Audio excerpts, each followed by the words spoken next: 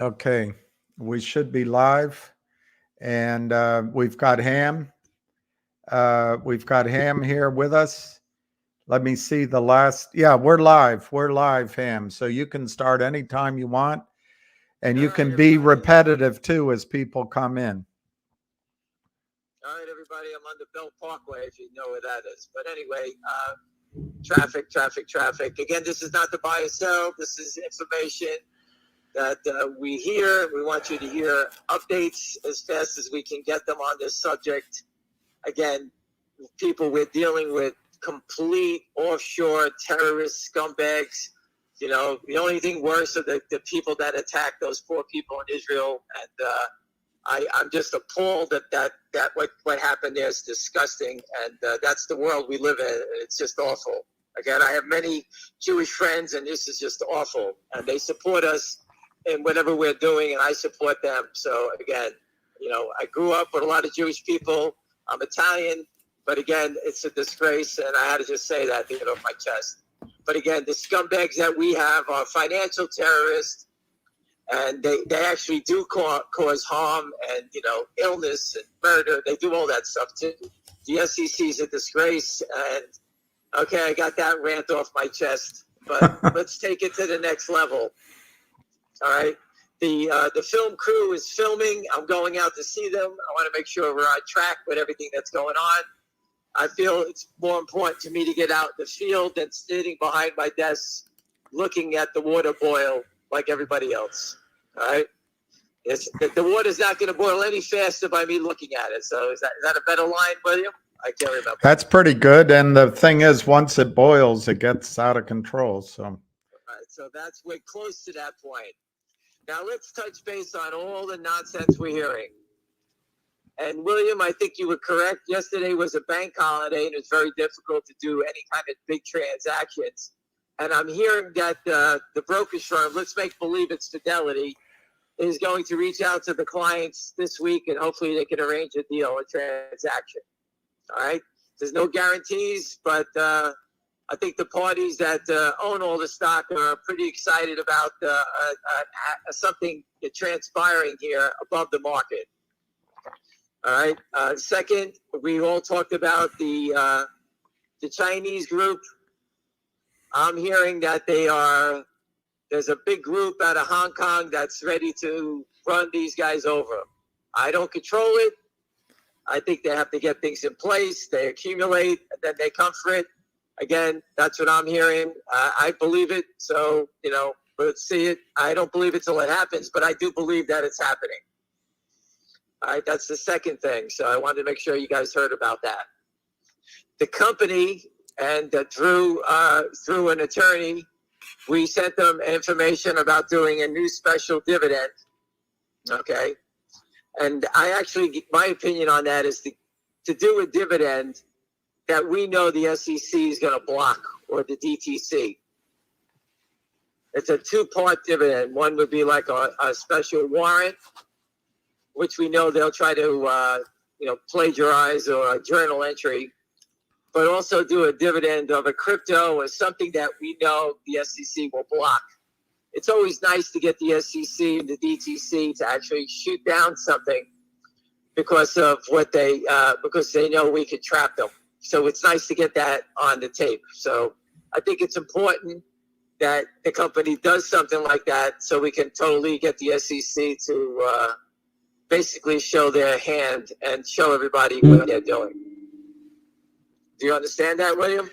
I do. I don't understand why doing a special dividend is going to take time. So, okay. So what we'll do, William, is we won't do anything. No, I know. I knew as soon as I said that what your answer would be, but I'm just. You have to keep moving. Yeah, I know. All right, this is a game of chess.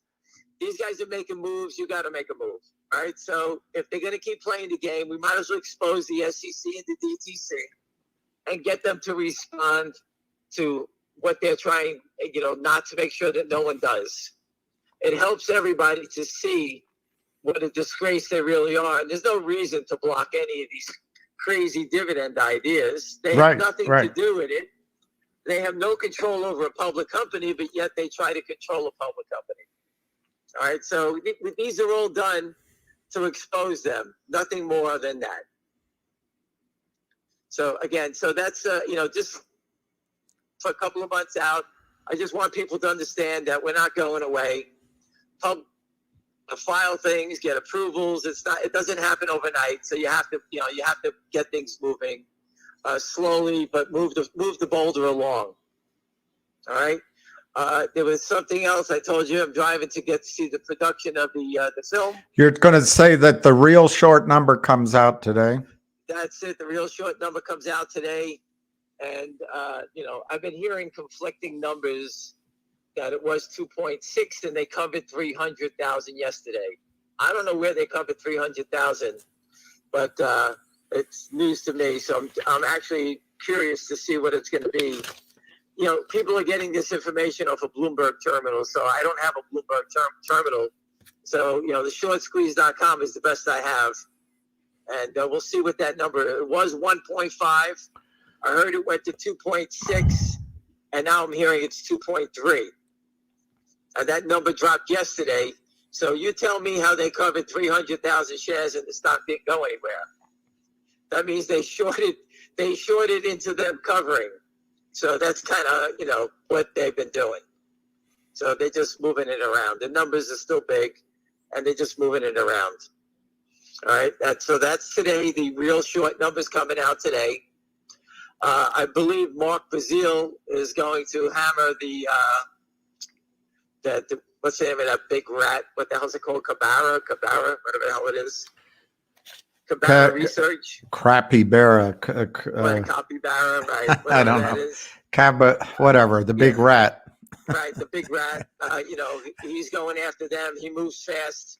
And I'm being told that he's going to be very aggressive going after those people.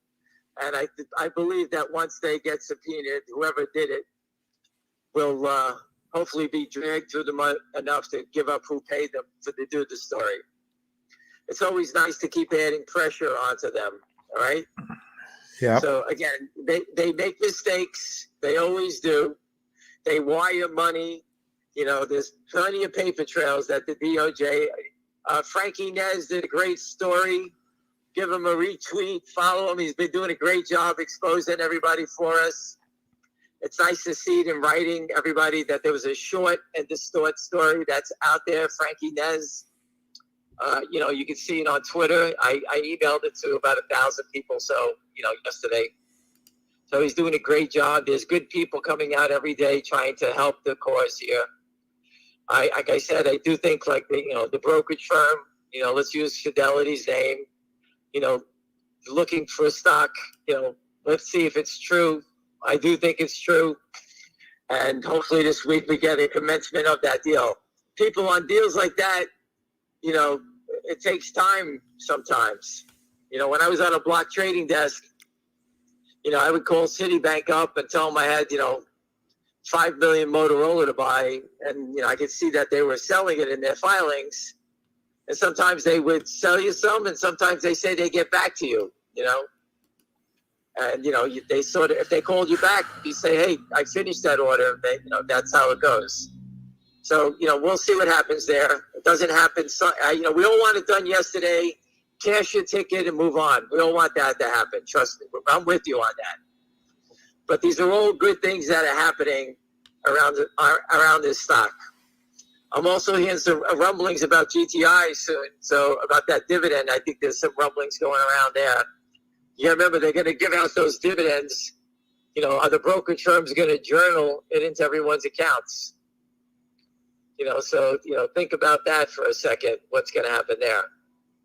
And I had some other things to discuss, but I'm doing 75 miles an hour driving on the Bell Parkway. It's not easy to do. I think I just saw KYB. Hey, get off the road. Anyway, William, can you recap? Did I miss anything? I don't think you missed anything, but where is the stock at? I have no idea. Well, it was 590, and then it was 604. Let me look. So it's $6. Same nonsense. 603, and it's 200. So I think it says 294,000 shares. So the volume's drying up. the manipulation's drying up. I do think, the last couple of days, and I discussed it on Friday, the manipulation's coming down to a standstill. Again, to me, it's getting very close. I think that the SEC, the DOJ, something has gave this stock a new look. And, and the risk reward to me has changed dramatically. Where before I gave it a 75% chance of us winning, now I think it's a 95% chance. By next Friday? Listen, the option game is that's an eternity. I got it. In 1 second, stocks go up fast. Okay, that's the option game. I told you 1,000 times, as you play options, you have to move around them. When the stock rallies, you get your chances to move around to lower your cost. It's a dangerous game. We all know it. The 13s, 14s, 15s, those are the crapshoot options. All right? So, just the way it is. I explained it 40 times already. The manipulation, what holds it down. The unsettled trades, what holds it down. We can report what we see, and what we see is fraud. Stocks do not trade. You can't have a stock trade like this where there's almost 20 million shares of buying, and the stock and it's down 3 cents after 5 days of trading. It's ridiculous. Remember this, everyone. A long, or an investor can only sell a stock one time. One time. For that matter, we can only buy it one time. Well, you can only sell it one time. Right. So for anybody who knows about Brooklyn, I just passed Coney Island, the famous Coney Island, and I'm dying for a hot dog now. That's what they're famous for. They did. Anyway, so this stock is, the percentage of winning, in my mind, has gone through the roof. I do believe the DOJ, and I've been sending it to the DOJ, the short and distort report. Frankie Nez put it out perfect. I put the timeline on. And William, we spoke about this yesterday. These guys were selling the stock, attacking it before that fake report even came out. Oh, yeah. They must be. They took the Evelyn Wood speed reading course. I used to read like this. Now they just zoom. They read it and they start selling. I don't know how the SEC buys that. It's pretty weak cover. Right. All they needed to know was $1 target. That was it. The rest of the story, they never even had a chance to read it. It was 20 pages long. This is they hold themselves out to be sophisticated investors. They don't even read research. They hit the sell button. It's insane that the SEC takes that as logical cover for all that selling. Listen, the SEC is under fire. The MMT. They should be taken out and buried in the deep ocean, and they should start again. Question. Elon Musk. He's doing a great job, but he needs to be more powerful. But world events change the headlines. World events, when they change the headlines, they protect criminals. So if you think about it, world events is protecting criminals in the White House. World events is giving the SEC time to drag their feet, and because senators are not pushing as hard because now they have world events. World events changes everybody's timeline. And thank God we don't have to deal with tweets anymore from the White House. Right. Well, I'm just looking at it saying that the good senators that have been fighting from the Senate banking are now dragged into this Israeli thing where, funding and, getting... Well, I have a slightly different spin on that. I think war allows the banking system to be supplied with liquidity on a massive scale. So it might be a sign that banks are suffering from tight liquidity, which is good for us. Who knows? We'll see. Well, I just saying that world events change the headlines. Our headline through MMTLP, the Senate banking was gaining so much momentum. And, will the Senate banking say, hey, okay, listen, we're busy right now. Can we get back to this? We're working on, funding to help the Israelis or doing something like that. It could take away from everyone's, I don't know. Well, there's no question that it's easy to distract the public from this arcane subject of naked short selling, but it affects all of us.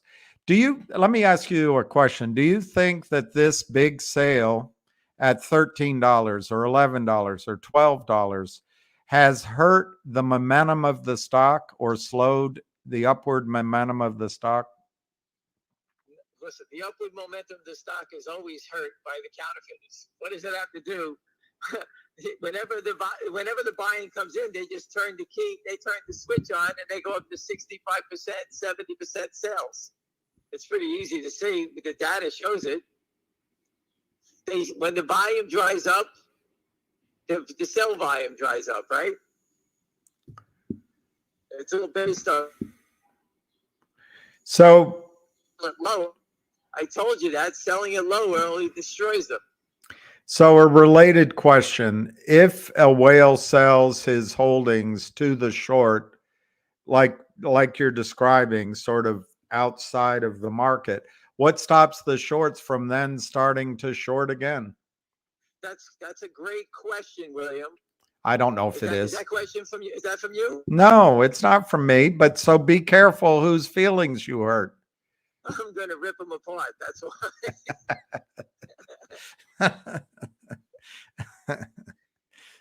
All right.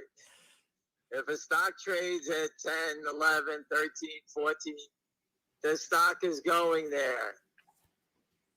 That's the way it works on Wall Street. The gentleman or his friends, or if they sold it at 13, they know and smell blood.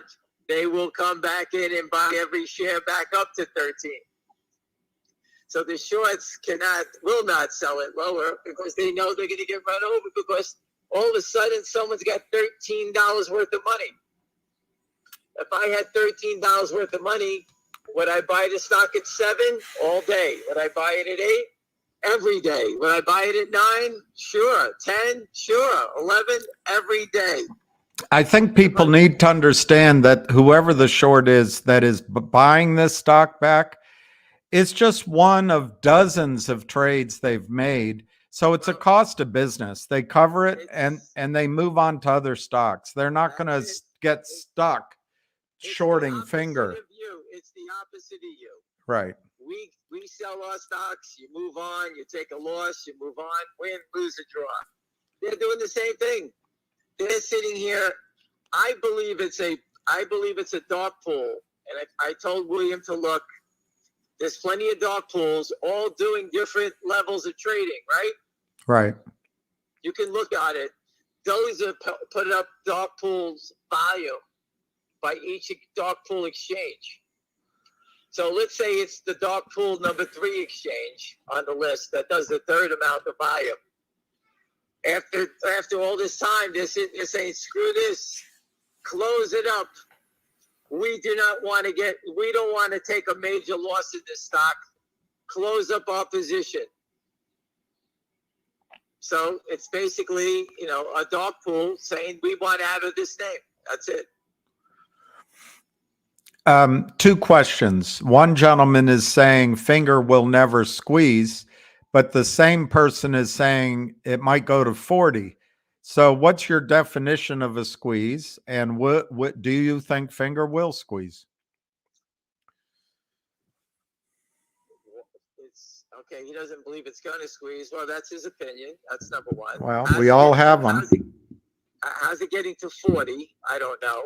Right. The only reason it's going to 40 is because someone is in a panic that needs to buy it back. I don't think the longs are sitting here in a panic racing to pay 40 for something we could buy at 6, right? It makes sense. Have you heard of Ayrton Capital or Ayrton? Okay. One gentleman was pointing out that they did business with GNS, but also with the other company, which I don't know what Crappy Bear report mentioned that they shorted. Anyway, he's doing LP, whatever the hell it was. Yeah. Anyway, he's looking into it, and we'll. Listen. The roadmap to this crime is very easy. The only thing that changes is the LLCs that they use. That's it. It's the same people. It's the same thing. Alpine, what they have, I don't know, 100 LLCs. The Kramers, who knows how many? They have 60. Who knows how many that Lynn has, or their friends have, it's the same pattern. They think that this stuff. This gentleman persists, and it's fine. I mean, there's other stocks, but he says, look what's happening. We were told Fngr would be tomorrow. Look, we're close. Now we have to wait for, you know what? Do yourself a favor. Wall Street criminals are controlling the game. When we hear things, we heard that. So for the gentleman says we hear things, we heard that Univest was coming. Univest is here. How many shares did they buy? I heard they bought a couple of million already. How many shares do you own? So I think they're doing their part. We can tell them to leave if you like because you're not happy it didn't happen the day you wanted to go. But they're here to help themselves. And my message from them, hold on a second. Univest, do you care about this shareholder? He just said in Chinese, go fuck yourself. But they don't care about you. That's how it works. That's a Chinese expression? To go fuck yourself. That's what he said. They use chopsticks. Right. Listen, everybody's here. You're here for yourself. Okay? That's the game. If you're unhappy, and I got it, I'm not happy. But what would you like me to do? You want us to shoot the people that are helping us? Shame on you. The people that want to help you, you want to piss on. Well, go on the short side. Go join the criminals. See how much they're going to help you. It's a scumbag game. Do not, I'm going to tell you again, do not call in and ask me stupid questions about people that are trying to help. We don't control the timing. We want it over yesterday. The events happening show us that it's imminent. If you have a problem and you want it to move faster, get in your car, go with a sign, go knock at the SEC's door and demand an answer. They're the regulators. They're the cops. What the hell do you want us to do? We put a truck in front of the SEC calling the cops. And you have the gall to call us up and tell us to hurry up. We heard it was yesterday. Well, you know what? Go take a walk. That's how hard it is. I've been doing this 23 years. Trust me, no one wants it over more faster than me. And you have Patrick Burns remembers when you had a full head of hair. Again, you drag that out again? I told you I'm getting it. Again, we don't control this thing. If you don't want to hear us try to fight for you and give you information that we hear that can help you, then just hang up. Go do something else. Go buy NVIDIA. Go buy Apple computer. They got a new iPhone. It's called Titanium. Go play that. Go see how well you do there. Good luck. Why would a short cover in any way, particularly by buying in like you're describing, why wouldn't they just move it to another LLC and bankrupt the LLC? Okay, so what they're saying is if they thought they can win, okay, what you're saying is that they guys could just keep shuffling the deck. If they thought they can win, why are they fighting so hard to hold it down? It's pretty easy. Just let it go up. You make more money. If you're going to steal money, you might as well steal more money, not less money. Right. It's pretty easy. They can't win. They're at the end of their rope here. Guys, listen, go back in time. And I don't know if you can read much about it, but a company called Taser, which made tasers that were selling to the police department to taser the criminals. Instead of shooting them, they wanted to taser them. The short sellers wrote negative stories about that. And they were selling these things to the police. All right? They were selling them to the police. And they were attacking that company. They attacked it and attacked it and attacked it, and then one day the stock took off. I don't remember the exact number, but I think it went from 15 to maybe 170. I can't remember the number. Maybe Steve Rosenberg, if he's here, that big mouth, he knows all about Taser. He can give you the numbers on that. I see why you're so well loved. Right. You call your friend a big mouth. Yeah, I spoke with him yesterday. No big deal. He is a big mouth. He would agree to that. He would. I can get him to sign an affidavit that he's a big mouth. Look, Korean Yoon, next time I have him, we'll have him call in the way we did on the other call, and you'll be able to hear him. Right now, the technology is he's talking off a speaker on my phone, and I'm talking into a microphone. That's why you hear me better than you hear him. But next time we'll get it better. We'll get it better next time. I'm on the road. I'm sorry. I'm just driving. I'm sorry. Yeah, that's the other thing. It's not like he's in his office. He has a luxurious office. Yes, it's my, all that fine. I have all the Smith Barney old desks, the wood desks, whatever. Hit a Peabody, or maybe just like my friends from EF Hutton, if he's listening. EF Slutton. Right. I shouldn't say that. Again, people, we're trying to give you information as we hear it. We're not here to spread misinformation. The shorts will give you the misinformation that the stock's worth $1, or the company can't find its way to profitability, or the company has no money, or the CEO is a murderer. You name it, that's what these guys post. They have a pretty good criminal business model, which is keep selling. Just keep selling. Right. And so it overwhelms us and it makes us despair. It depresses us. But in this case, it is the pulling back of the rubber band, which is going to go forward, or whatever analogy you want to use, the beach ball underwater. It is setting up the squeeze. So that's why we're here. And by definition, a squeeze takes 2 days, and you got to wait the rest of the time.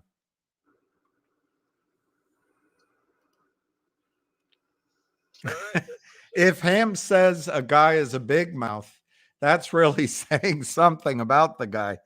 Say it again, William. What was that? If Ham says a guy is a big mouth, that's really saying something about the guy. Just so you understand, when I get off these calls, I don't speak until we do it again. I don't talk to anybody.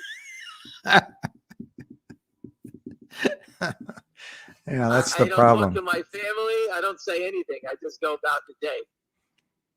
Only when I get on these calls do I talk nonstop. The gentleman you just dressed down says he still loves you, even though you think he's a moron.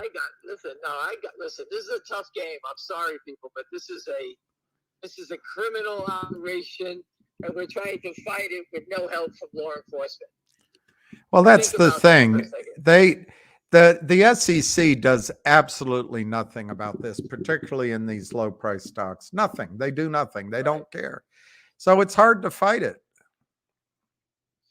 No, it's not. You just got to fight it. Well, let me say it differently. It's hard to win on a dime. You got to keep fighting it, and eventually it'll break. But you never know when. Oh, God. This guy's worried about making so much money after he has a heart attack during a squeeze that his wife gets another boy. Don't worry about it, everyone. For all the gentlemen on this call, when the stock squeezes and you have a heart attack and die, your wife's boyfriend will get the benefits of everything. Well, that's how I look at it.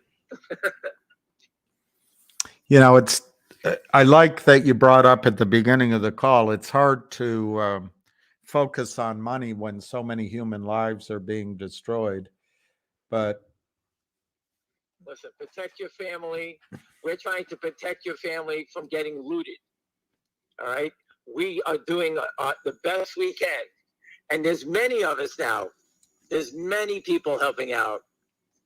And I just can't believe the SEC, after all these companies filing lawsuits, calling press releases, calling it illegal, naked short sell every day. Public companies say this.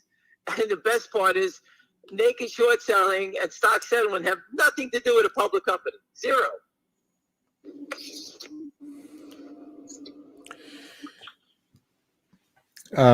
There's not a lot of questions. Let me see what the stock is trading for.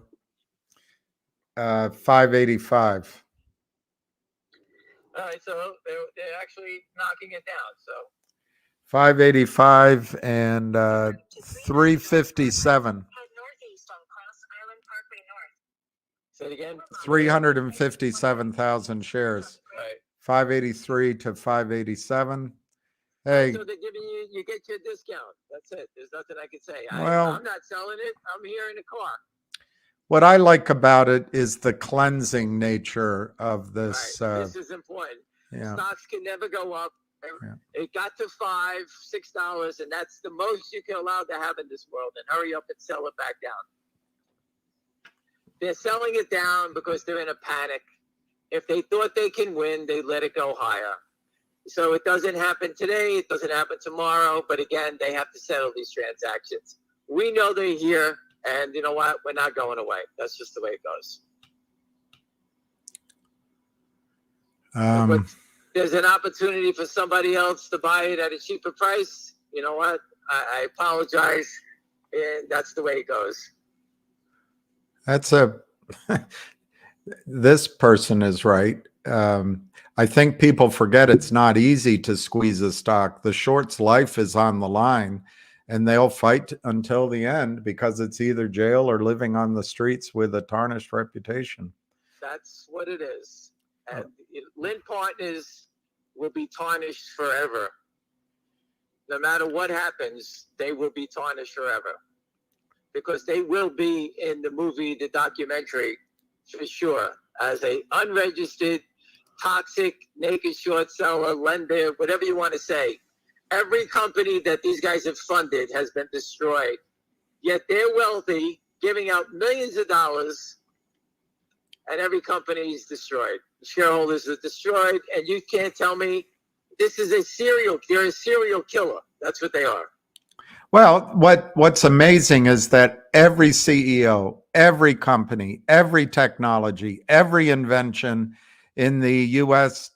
over-the-counter markets is a bad idea. And the shorts are here to save us from rogue CEOs. The borrow fee just jumped to 85%, according to Ruby. And I assume she's talking about Fngr. It's a disgrace. There's no shares to borrow. They create shares. It's just, you're dealing with a back office, okay, that makes up their own rules as they go along. I told you, stock loan is unregulated. Go watch the segment that William posted up with Pat Byrne.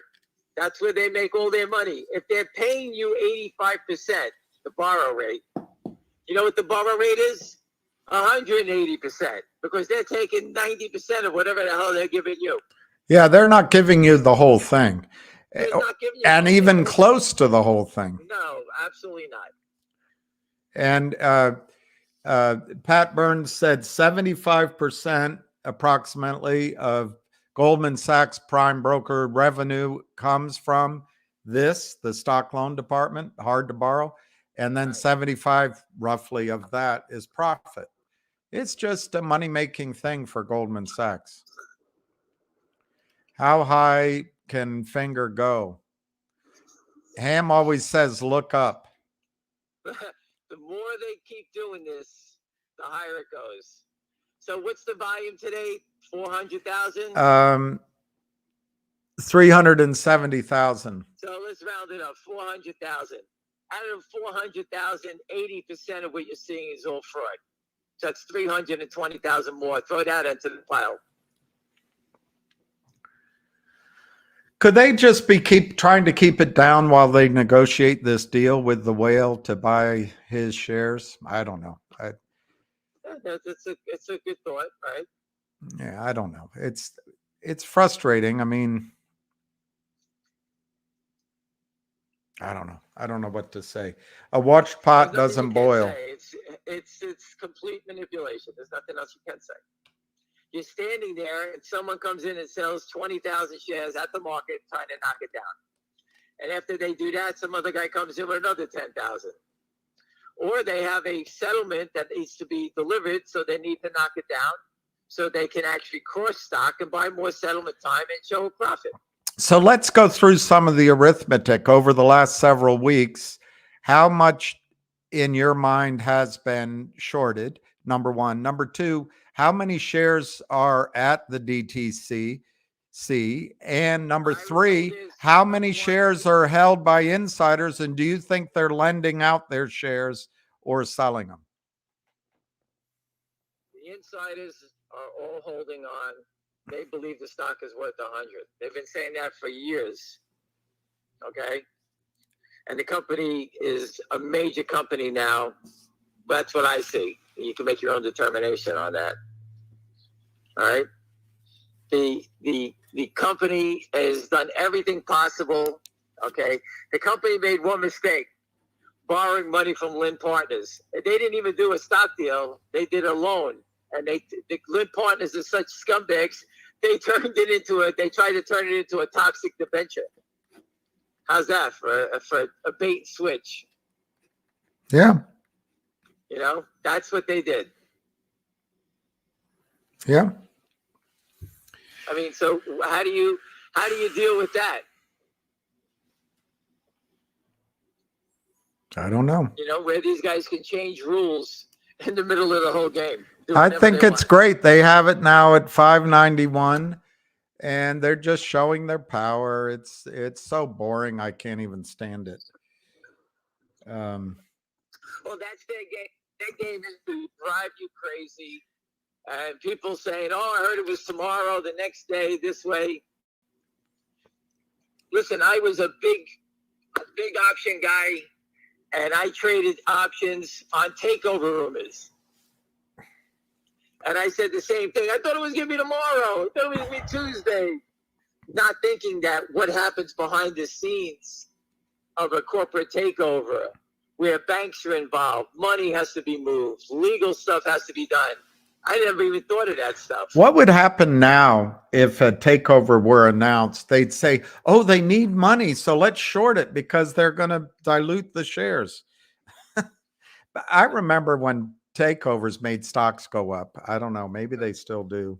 Well, listen, the companies have no values. That's the problem.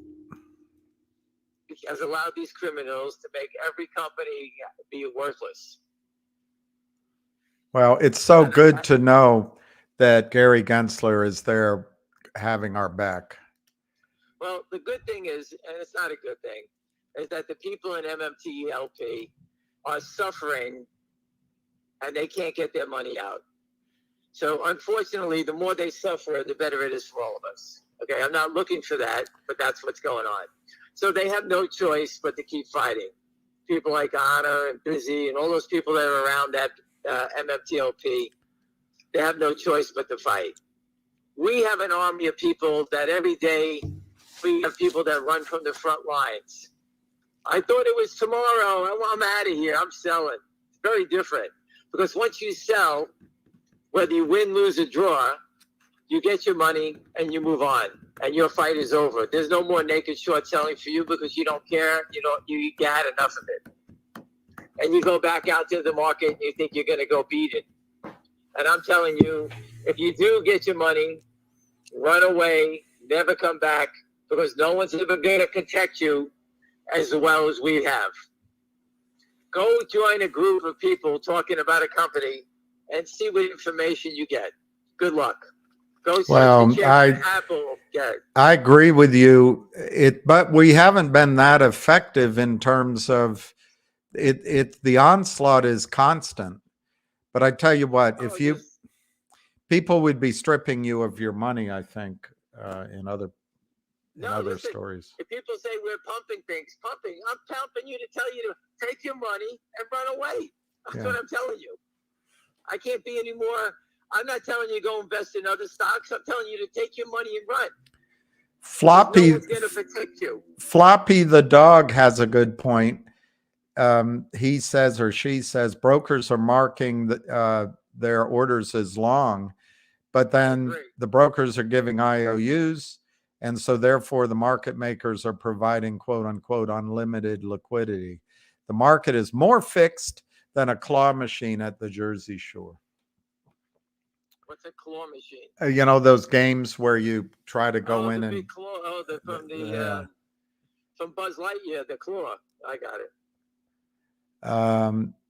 If I were a whale getting an over the market price to sell my stock, wouldn't I sell and go all in buying the stock back? Yeah. I mean, if I had 5 million to sell at 12, I would come back and buy my 5 million at 10 and pocket the $2 difference. Why not?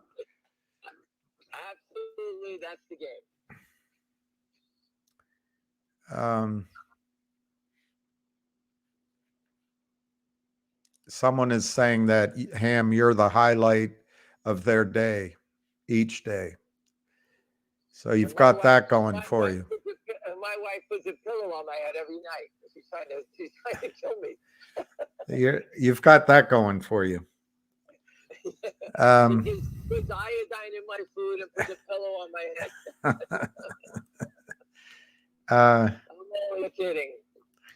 What type of organization was E.F. Hutton to deal with? I've never really heard anything positive about them. I disagree with you. I never worked for them, but they were a great company. And a lot of the brokers that worked there were excellent. And they did, at the time, they did a higher amount of business per broker than other firms. I think they were a good firm. The firms that were really good were Kidder Peabody. Yep. I had a friend that started out as an intern. He worked his way up, and he became a tremendous broker, big time guy. Kidder was a great place. I didn't work there, but pure class. E.F. Hutton. The shitholes were Bear Stearns. That were the trading places. Lehman was, there's a lot of good people at Lehman, but Bear Stearns was the shitty place. The one that Steve Cohen started at, was it Grundle or something? That was a shitty firm. Grundle, 44 Wall. That was a shitty firm. That was a terrible firm, but that's where he started. That was a group of pirates there. Yeah. There was an analyst, Joe Battaglia, I think he came I remember that name. Yeah, I think he came out of there. Can the shorts be bought back partially? Yes, of course. But the one thing is, when it moves to the error side of the decision making in a prime broker organization, they're going to buy it all back. They're not just going to trade it. They're just going to get the hell out of it. No, it's a different mentality. They're just trying to get out of it, whatever the cost is. And then, I don't know, insurance pays for it. DTCC pays for it, but they stop their risk. They don't want unlimited risk. Listen, this is a different game than short squeezes. Okay? This is all fraud. This is very different. These guys have committed so much fraud. It's like it's impossible to cover. That's why I say it's life-changing. I didn't say it's a short squeeze and you're going to make money, you're going to make yourself 10 points. It's a short squeeze. That used to be what we used to play for on a short squeeze. Oh, we got 10, 12 points. That's good enough for me. These stocks are infinite short squeezes. Very different game.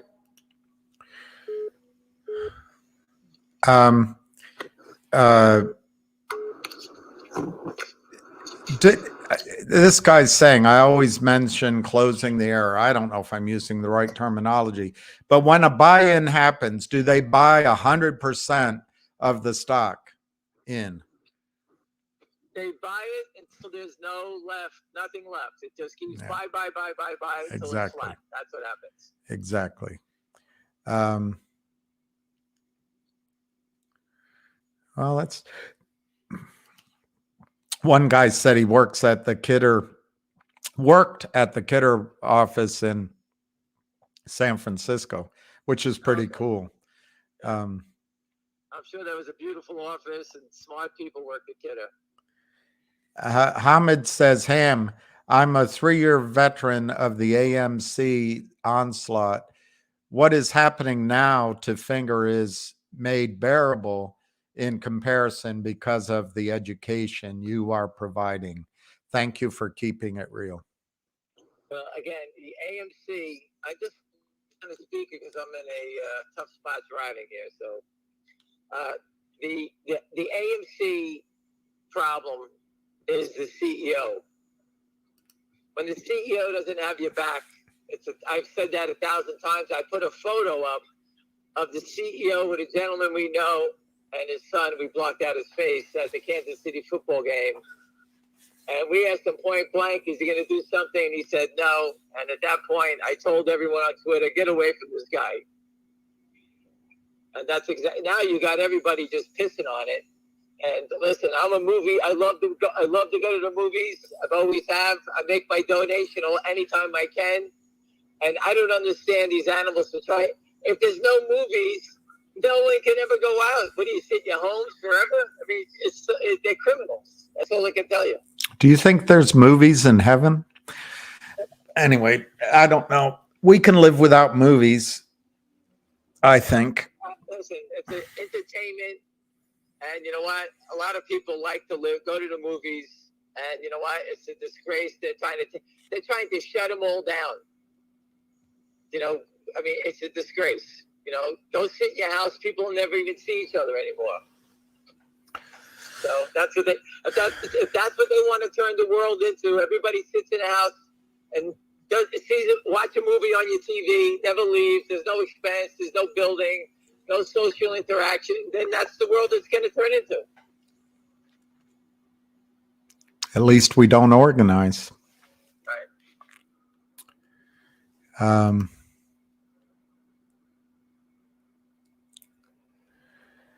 All right. I don't know what other questions to ask you. Well, listen, I'm about 20 minutes away from my destination. When I get an update from the lawyers and the TV producers, I will reach out back to you, William, and give you an update on that. So Ryan wants you to know that the demise of movie theaters is bullish for pickleball. I have to tell you my pickleball story. Oh, Lord. Do we have to listen? I have to tell you. I played a guy who was very good from the Bronx. Real rough, tough guy. I hit him so hard in the hand, I cut his finger. He was laughing about it.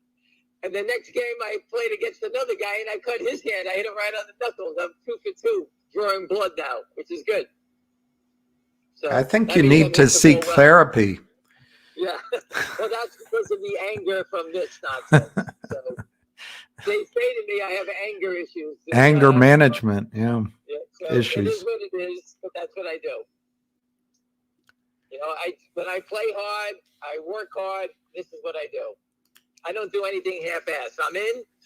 I'm taking my time to drive, waste my time to go do this, raise money to get a movie out that tells our story against these scumbags. All right? It's beautiful out in New York today. I can go out and play ball all day, but I'm doing this because I respect everybody who's invested a penny in here, and I want to keep people happy and get their money back. That's what I'm doing about. And you'll never say it, but I think you're also fully on the side of MMTLP and their shareholders. Fuck those people. Oh. I hope they all get fucking broke, lose everything. Oh, come on. Doing is a waste of time. See, this is the problem. I help them more than anybody. I'm with you 100%. I love what they're doing. There's a few knuckleheads that want to start trouble in that community. They're idiots. I don't know what to tell you. We all rode the boat the same way. So what can I tell you? I know many people in there. So again, I feel bad for the people, and I told everybody, naked short selling it destroys families. It ruins your health. You name it. If you don't let this stuff go past you, then you're never going to make it out alive, as they say, right? Nobody gets out of life alive. My grandmother used to tell me. All right. So, anyway, there's not any more questions. All right, so listen, let me go. I'm driving fast, and I'll touch base with you as soon as I'm done. Thank you very much. Thanks for the call, Ham. All right, thank you. All right, bye. All right, the stock is 588.5, 589 to 594. I give congratulations to the shorts. They are tremendous, and they're self-fulfilling in their behavior. And I do give them credit. They read Gary Gensler better than I ever did. I figured a guy that went to the schools he went to, worked for Hillary Clinton, worked at Goldman Sachs, passed all the examinations, would follow the law. But apparently Gary Gensler doesn't care at all for what happens in the over-the-counter markets. And so I really congratulate the shorts on their reading the lay of the land. And it's tremendous. You got the stock down from 720 3 weeks ago down to 588 right now. And you boys are doing a great job. I tip my hat to you. It's tremendous. What a difficult job you have, selling endless amounts of failed to locate shares. They're big accounts. The market's moving so quickly, they couldn't locate it right away, but they take care of it later. Okay, good on you. Oh, it's all the private placements. It's all the private placements Fngr does. Those guys are selling. All right, great. Oh, it's real selling. I mean, if it's so easy to naked short, you go do it. Well, I have to give you credit, guys. I'm my hat off to you. I couldn't be more impressed with human beings like the naked shorts, the counterfeiters, the seller of stock that doesn't exist. You guys impress me so much. If I had a daughter, I wish they could marry you. The standards you put out there for humanity, the stealing that you do in front of everyone, amazing, absolutely amazing. I hope you can buy more cars, more yachts, more condominiums, and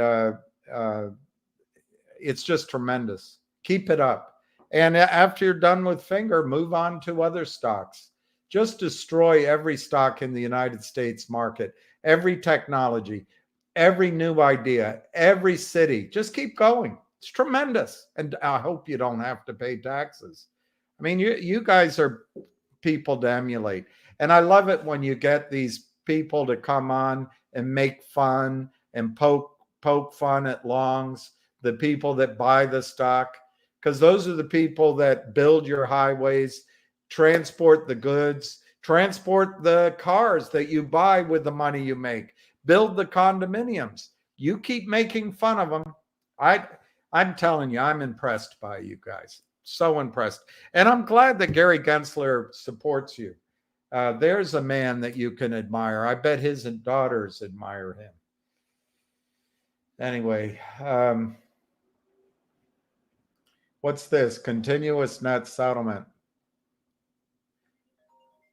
That is exactly right. That's in this book by Susan Trimbath. They're able to settle trades in the system by settling trades with failed to delivers, and it's terrible. They don't care. That's the bottom line, Floppy. They don't care. You're a pretty smart dog, Floppy. I thought my dog was smart, but you're pretty smart.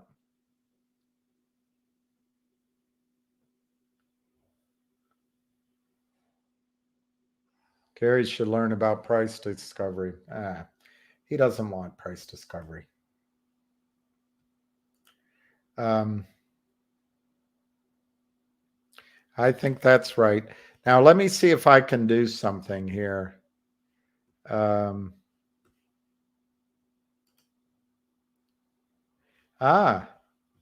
Let's see if I can do something here. Oh, I love it. Okay, let's go through this. I like that. I like that. So, unfortunately, this is small print. And this is in 2017. So, talking a little bit about, let me see if I wish I could zoom in. But anyway, talking about Torchlight, you see Nextbridge. These are the zones they're drilling into. These are the zones. This is the area here. I haven't looked at this. I recently had the pleasure of attending Torchlight Energy's annual shareholder meeting. This was the company that the criminals destroyed under Gary. I don't think Gary Gensler was around, but his alma mater supports this. We're at 583 on Fngr motion.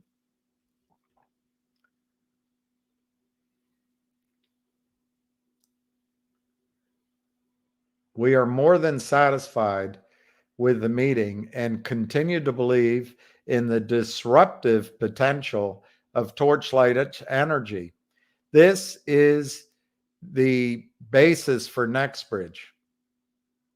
The technology and the geology. And then they have to execute. The Ora Grande project. Sorry. Hazel is a smaller thing. Torchlight might be just months away from a multi-play drilling and completion program. That hasn't changed. The only thing changed was the criminals, which Gary Gensler supports, sold endless shares of non-existent Torchlight stock, destroying a company.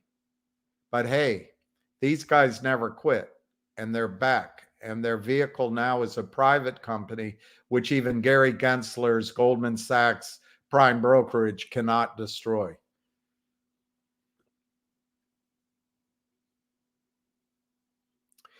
With Torchlight being just months away from a multi-play, here's what they mean by multi-play. You see it? You drill through and it's stacked zones. I'm confident that their execution strategy is optimized. Torchlight Management presented a point-to-point, logical, and decisive technical strategy for attacking both the University Founders A25 number 1 well, as well as the Flying Bee Ranch number 3 well. I am impressed with the degree of specificity in the technical risk analysis. Technology first, engineering solutions.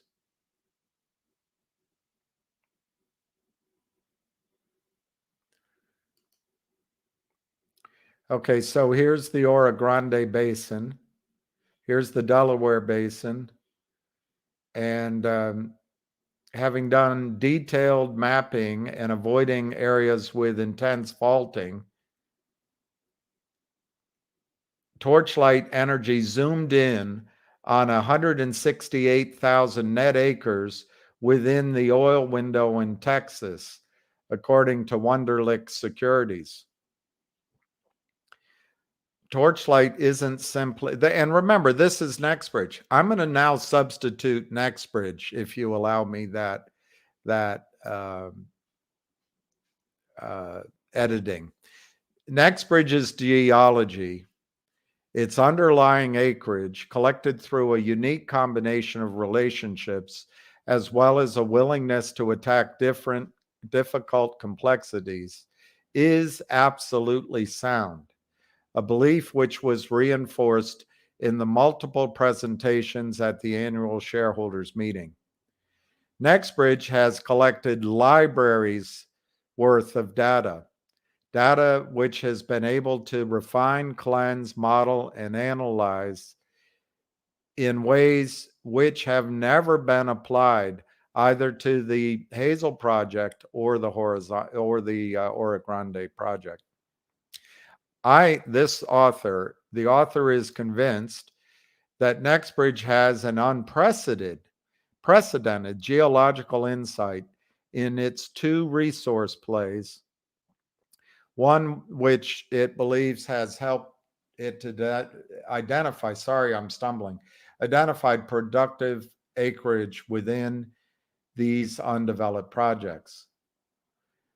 Quite possibly, NextBridge's most valuable expertise is its geological expertise.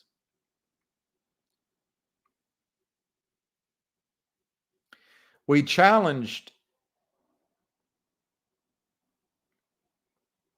the thesis and believe that NextBridge has a unique ability to read and assess complex geology, including subsets of geology within larger projects or plays. A uniquely large acreage position, thickness of reservoir, porosity, permeability. Think of a sponge. Porosity is the size of the hole. Permeability is how well it flows through those holes. There's surface tension and all that. But anyway, permeability, porosity, brittleness, which is, I think, whether or not the formation will suddenly have collapses and interruptions in the flow. Clay content, which you don't want to see too much of, because think of clay, it blocks the flow of water. Thermal maturity, matrix permeability, pore throat sizing, whatever the hell that is, overall complexity translating into operational risk. In every instance, our challenges were met with more than adequate answers.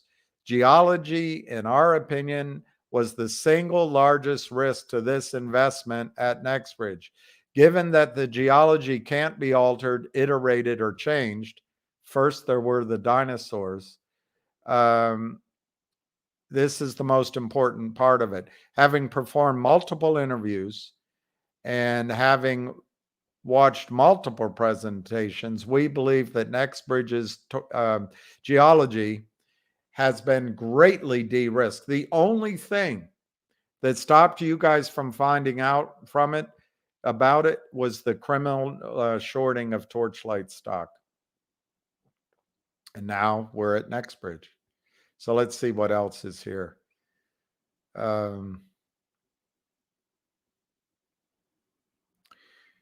NextBridge will be able to deploy the full war chest of its technology, its geological, geophysical, and well-designed learnings, as well as its vertical operating science. NextBridge is ready to prove the concept.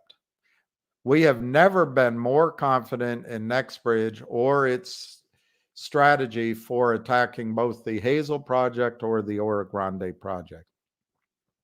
We are extremely excited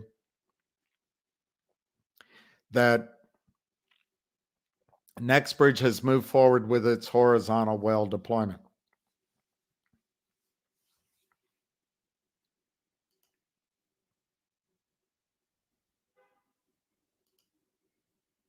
That's it, it looks like. I was hoping for a better presentation, but I'm practicing.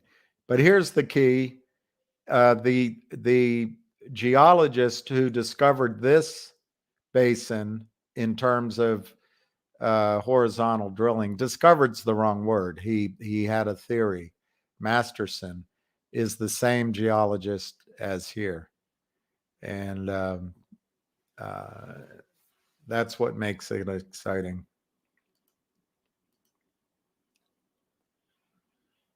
Anyway, this is interesting that I can do this. And even maybe I can go find.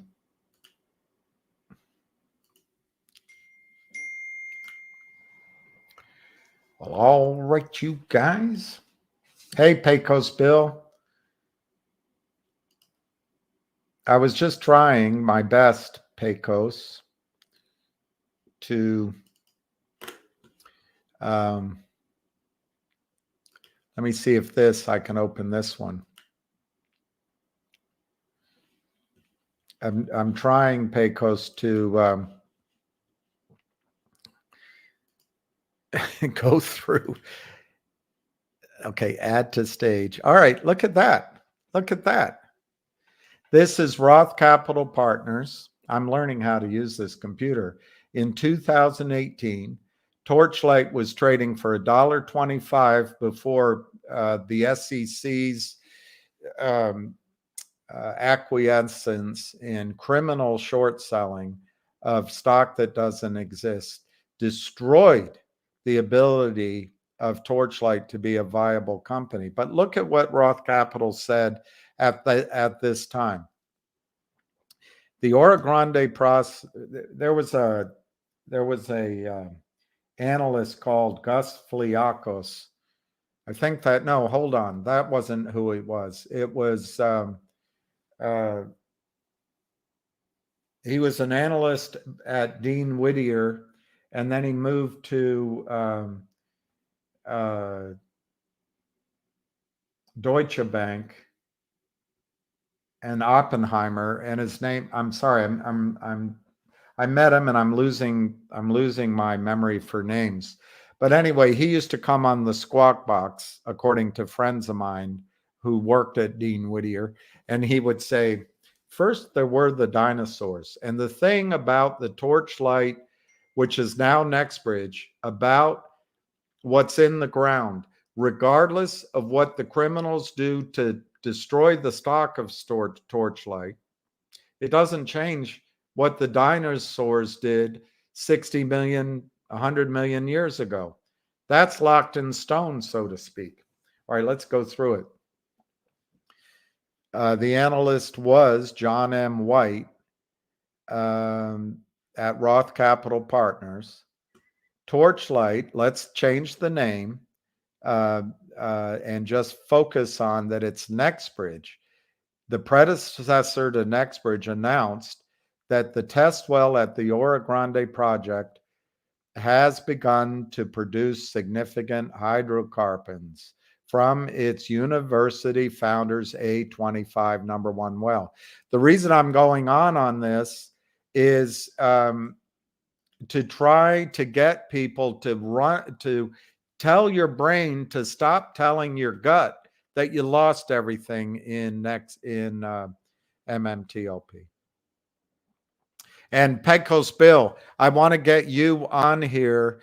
I'm just learning how to have different people on. We'll get you on whether you want to show your face or not. You can just be there as an audio. But right now, let's just go through this. NextBridge has successfully drilled, more accurately, the predecessor to NextBridge has successfully drilled 1,000-foot lateral proof of concept well and completed it with a 6-stage fracture stimulation in the Pennsylvania formation. This is a geologic time frame that even the criminals can't change. My memory of geologic time was, can Ollie see down my pants pocket? Cambrian, Ordovician, Solarian, Devonian, I can't remember M right now, and then Pennsylvanian. Permian, then Pennsylvanian. I don't know. Doesn't matter. The point is the rocks are there. The oil's been there for eons. And so whatever the shorts did to us doesn't change the fact that the oil's there, and they're now going after it. The well produced, look at this. The well produced natural gas at 1.8 MMCF peak daily production. That's great. It mostly produced gas with limited quantities of oil. That's fine.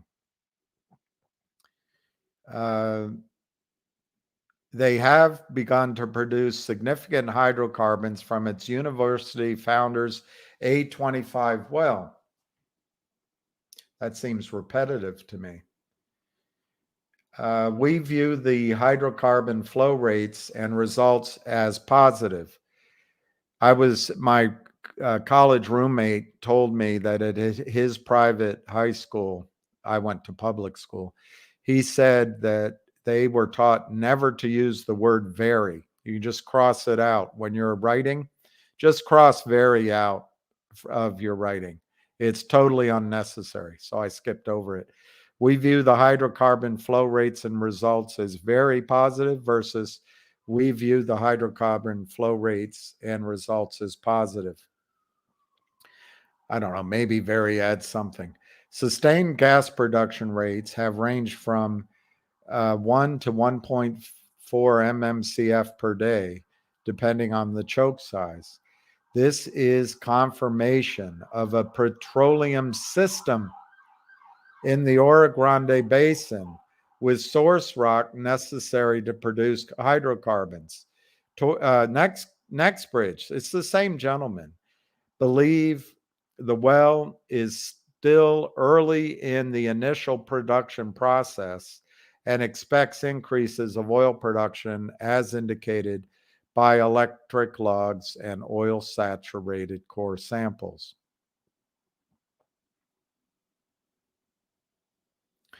So the point is, one point is what Pecos Bill pointed out on the last call, is that they're not producing this because they don't want to turn what is an expense into an asset until they're ready to do so.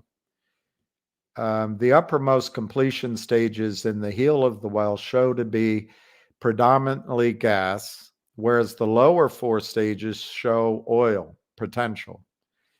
NextBridge believes that gases from the heel stages are potentially overrunning, blah, blah, blah, blah, blah. Let's not bore ourselves with that. Valuation. Our valuation is based on a net asset value, which produced $1.73 per share at that time. Factors which you have to consider: the risks, prices, operational risk, petroleum reserve risk, concentration risks, going concern risk. Let's go back here and see how many shares Torchlight had out at the time. 69 million. So this is just from one well. There's more shares out now, but this is only one well. They've drilled 15 to 20 since then. Anyway, I wish I had downloaded more. Let me see what else I have.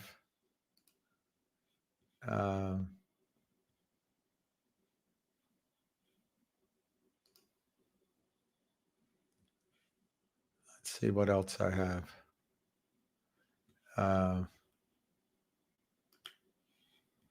This might not be anything totally useful. This might be the same. This might be the same thing I just went through. No, this is April 30, 2019.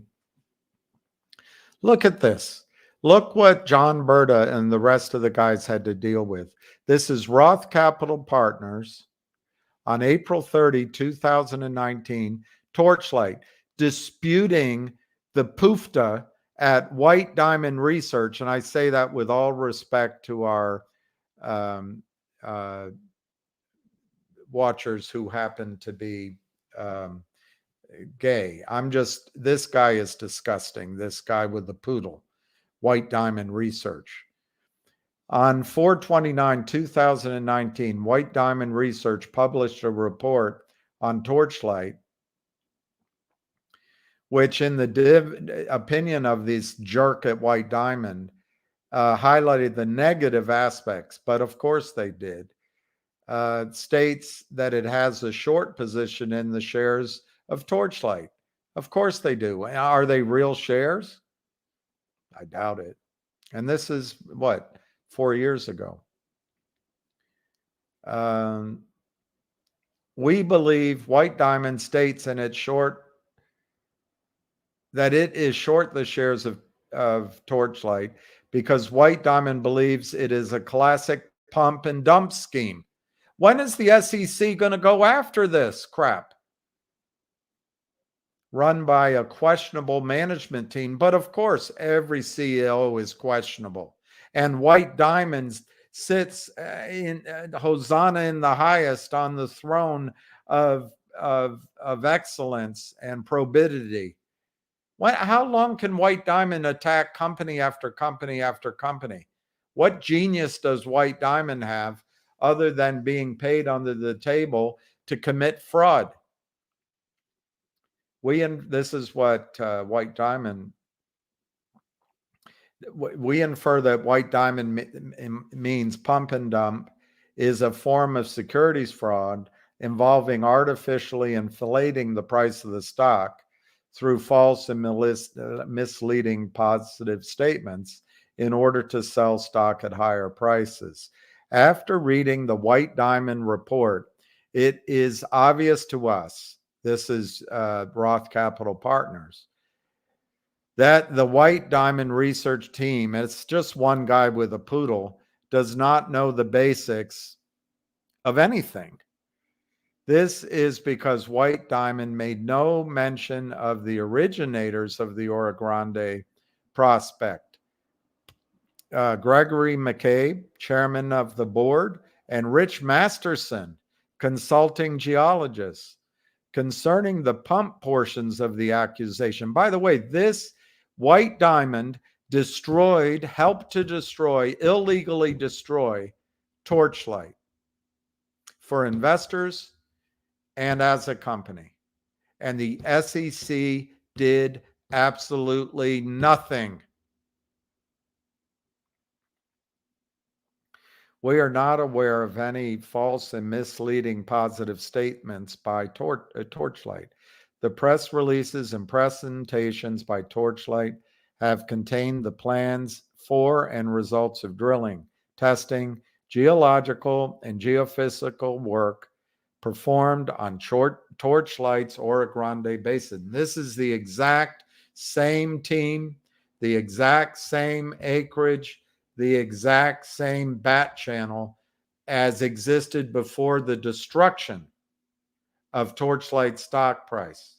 And that's why you guys have to know, according to Roth Capital's estimate, when there were 71 million shares outstanding, so roughly, I don't know, it's doubled. It's a little bit more than doubled since then, but they've drilled 15 to 20 more wells, and oil prices are higher. Let me see if they have an oil price listed there. He has a 12-month target of $2.70 a share.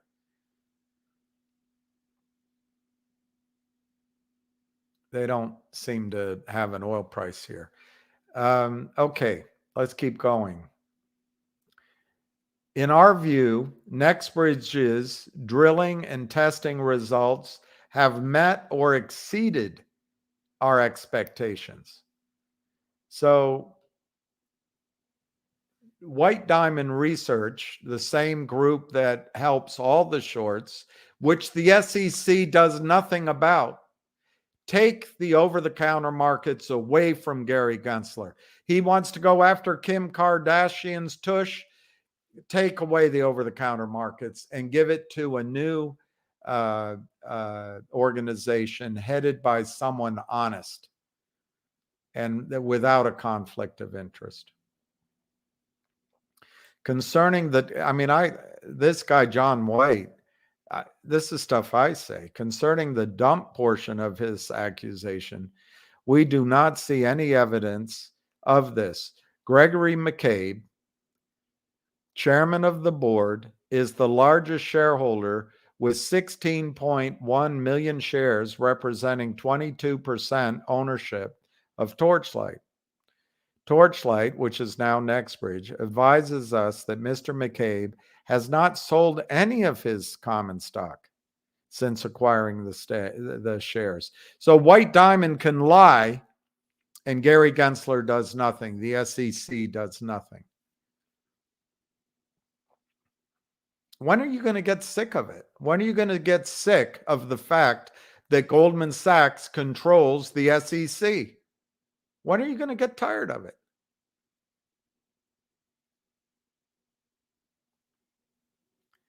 Mr. McCabe has invested, according to Torchlight, approximately $12 million cash in the drilling, testing, and geological and geophysical work performed on Torchlight's Oro Grande Basin acreage. Mr. McCabe and his related oil and gas companies own 25% interest in the Oro Grande, separate and distinct from his ownership of Torchlight, which parenthetically, I think NextBridge has acquired, which shows a great confidence in the project.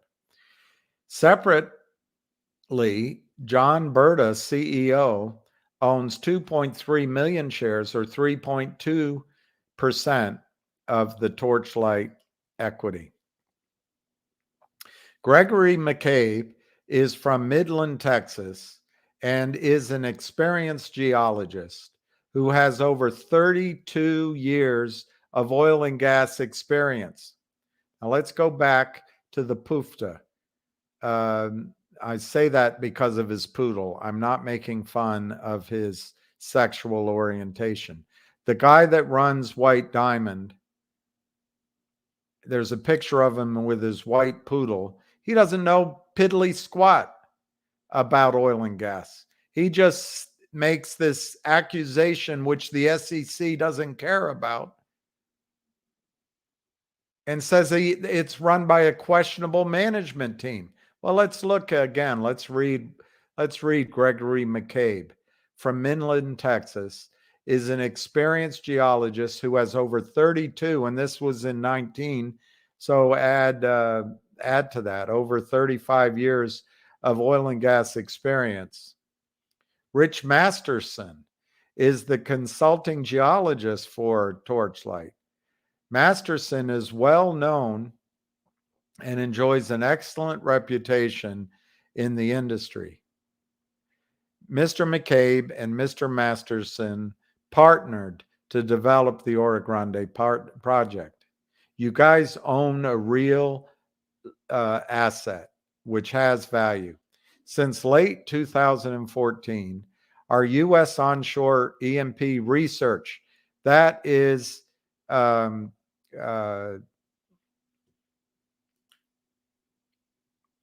Roth Capital Partners, not White Diamond crap.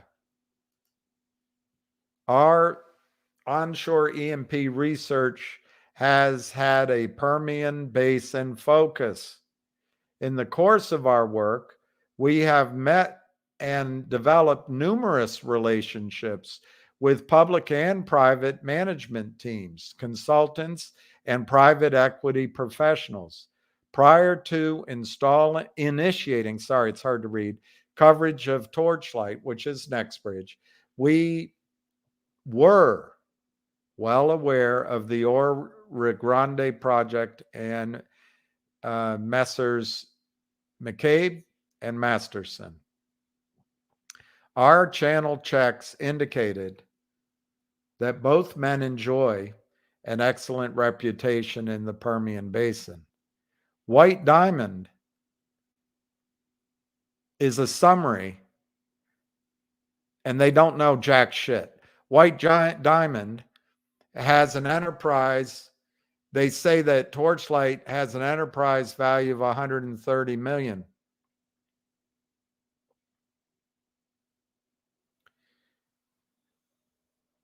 In our opinion, this is a true statement. White Diamond, Torchlight only paid 3.4 million in cash and stock for 75% of the Oro Grande. This is true, but we don't really understand the implication. The Oro Grande project is a large spread of oil and gas leases in the Oro Grande Basin. I was once told by a CEO of an oil and gas company, there is no business in the world where you can put up a little bit of money. In this case, maybe it's only $3.5 million. And with the geology and drilling, you can create tremendous wealth just by drilling. There's no other business like it. There is no meaningful oil and gas production in the entire Oro Grande Basin, and as such, the acreage traded for at the time for a nominal value, reflecting in our view the lack of production on the leases and the lack of production from any nearby leases. Makes sense. So they were able to acquire leases inexpensively. That's the oil and gas game. All right, White Diamond said in April of 2018, Torchlight would sell its Hazel project, but never did, and raised equity instead. They always say the worst. They always put it in the worst light. Our response: White Diamond makes this bullet point sound like Torchlight told investors one thing, but did another. Sorry, I'm having a hard time reading. The facts are that NextBridge, Torchlight, announced its intention to sell Hazel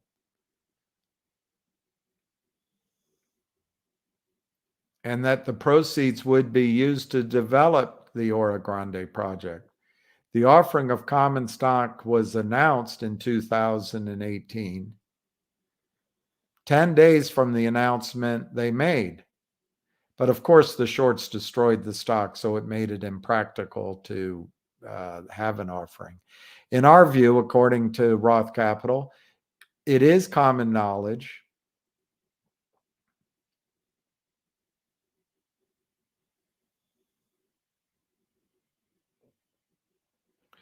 that sometimes prices drop, and therefore Torchlight didn't see an acceptable offer. However, the Hazel project is still being marketed for sale. That's what I knew at the time.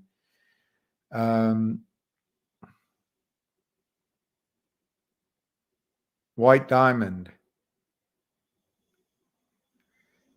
Torchlight said it would sell the Oro Grande project, but we, whoever this guy is, we don't believe that that will ever happen. I'll show you a picture of the guy in the future and see if he has credibility, sitting there in his endomorph body and with a poodle. The guy has no brains. He's just paid to write this crap.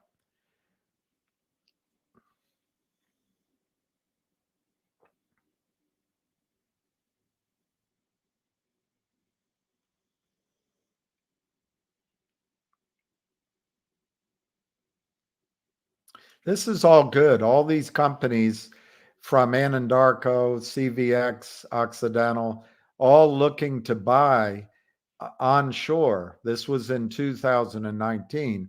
This is a pretty good projection of probably what's going to happen in the near term.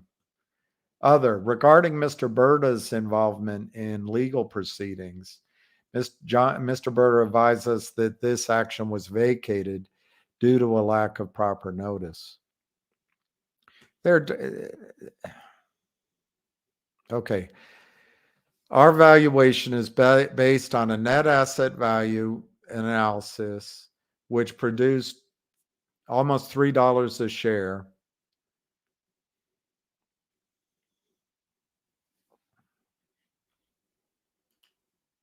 Anyway, all right, here we go. Oil and gas prices. They were using $2. No, they were using $2.69 for natural gas. And in Texas, it's much lower than that. But they were using a WTI price of $61. And that stock collapsed. That price per barrel collapsed, particularly during, I think it was at the beginning stages of COVID. It went down to zero, believe it or not, when there was no place to store oil, extra production. But that's now approaching $100 a barrel. Natural gas, a dollar. Does that say $1.30? No, that's the production. Anyway, let's go on. Let's go on. See, Roth makes a market in shares.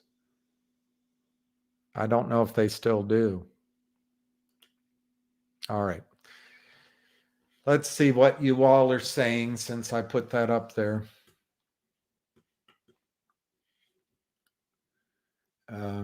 Remove. There we go. Well, Bill, it's always better when you're involved in the discussion if you're still here.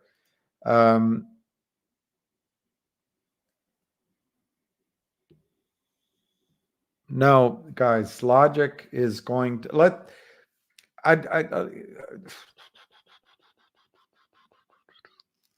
it doesn't matter how many times I explain it, but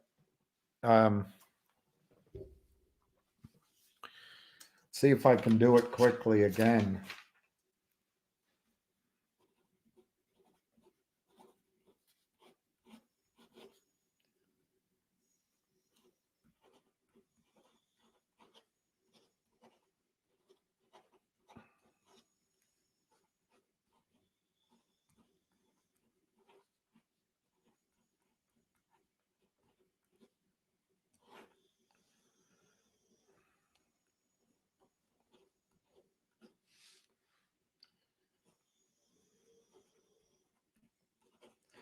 I'm just going to do this quickly.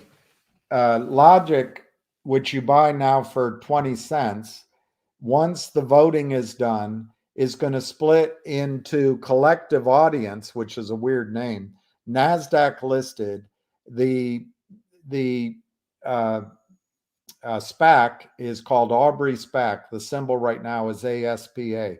I think the value right now is $1.25 to your shares. So your shares of Logic are going to become two pieces of paper. This is a distribution to you, and the Logic becomes a shell. Right now, the shorts are shorting it, whether legally or not, because as a shell, they're distributing all of the revenues of the company, all of it. So they figure they can short it and cover it and make a profit. I believe Logic is going to have a reverse merger candidate that it's at least equivalent to the one they let expire earlier this year at 50 cents. So I think you're going to see value of $1.25 plus 50 cents in return for your 20 cents. And I keep saying it over and over again, so I'm going to move on. Can I talk in depth about, well, of course they're not letting you trade it. It is restricted. Restricted shares are not tradable, so you can't sell it. Gary Gensler and the SEC do not enforce securities laws in the over-the-counter market. That's provable on its face. GTII, Fngr, and endless numbers of companies, and Torchlight prior to it, have shares of their stocks sold endlessly by people who have access to the market maker exemption under Reg Show. They're able to sell without the uptick rule. They're able to sell constantly. They're able to move stock around. They collude with groups like White Diamond and Crappy Barrel Research. They hire attacking shorts. It's all illegal. And Gary Gensler does not care about it. So what GTII has done a year ago, GTII, well, more than a year ago, but a year ago, GTII was under pressure. The stock was under pressure to the upside because the special dividend warrant that they issue was taking hold. 3 horsemen from COSM came over and said, sell your GTII stock, which, by the way, in retrospect, wasn't a bad, it turns out, it was a self-fulfilling recommendation by these people. It drove the stock price of GTII down. It took the pressure off of Fidelity, who was paying $1,000, 1,000% to borrow GTII stock. Wells Fargo had taken the buy button away. Other brokerage firms were slow walking the exercise of the dividend. So everyone rushed over to COSM and promptly allowed the CEO of COSM to take over $30 million out of the market. Most people lost heavily in that trade. And one of those guys is still making recommendations. He either didn't know what he was talking about or knew. I'll leave it up to you.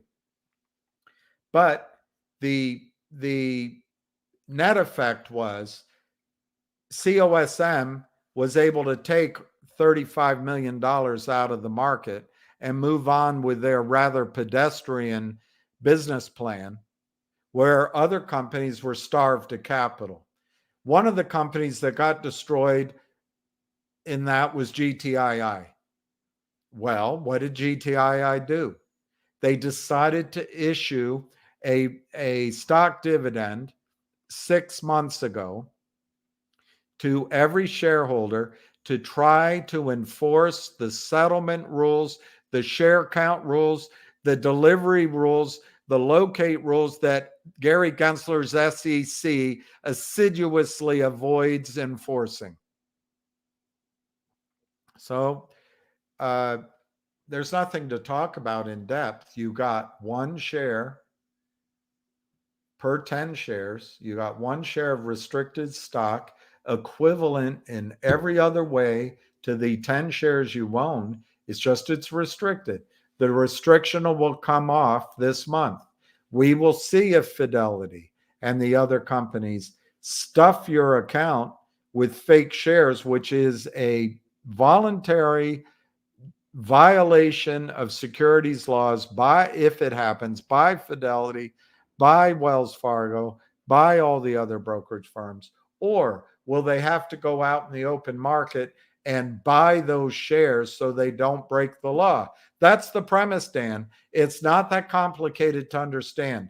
GTII is trying to force the back offices to make a choice. Do we commit securities fraud along with the criminals, or do we go buy shares in the open market so we don't commit securities fraud? We'll see what the system decides to do. I rant. Blake, I know I rant.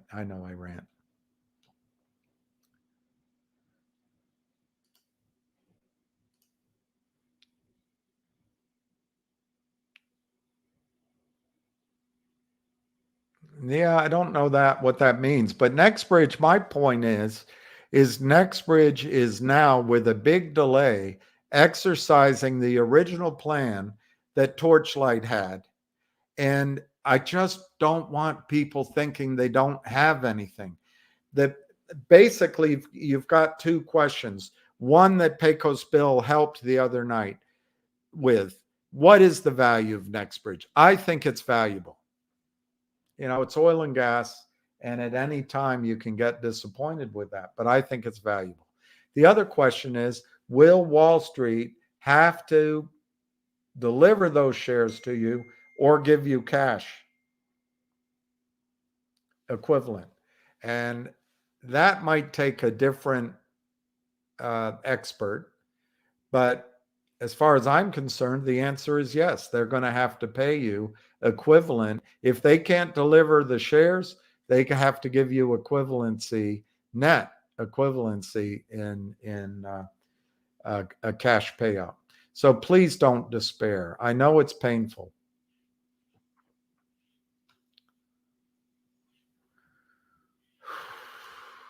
That's great, Crossbones. I think that's going to be valuable. I own Logic too. I've bought shares. I'd like to buy more. There's Heidi. Steve Martinez. Let's go to the negatives. What are the negatives? How long are we going to hold this for the same shit over 1, 2, 3, 4, 5, 6, 7, 8 years?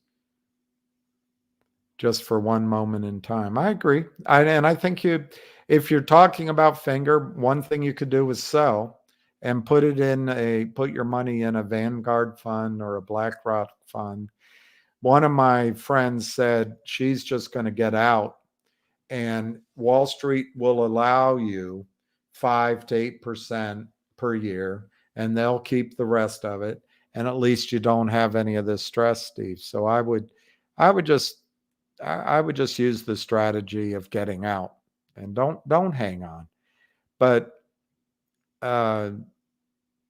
we're trying to catch lightning in a bottle, and it's hard to catch. So my suggestion, Steve, is just sell it and go put your money in a fund or buy silver. I think silver is going to give you a great return.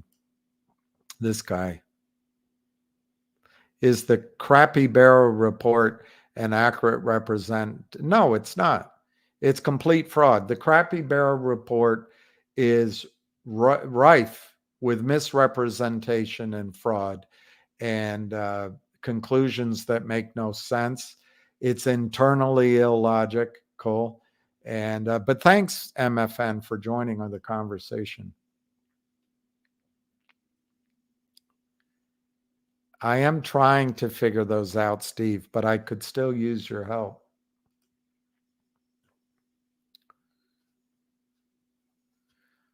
Pecos Bill, has Nextbridge completed wells in the last month or so? Ben Hope continued confirmation of pay zones. I'm going to try to get Pecos Bill and one of hopefully the top guy participating on a call here, and maybe one more person, and let them run the conversation, and I'll just throw in questions when it gets unclear. Howdy ho.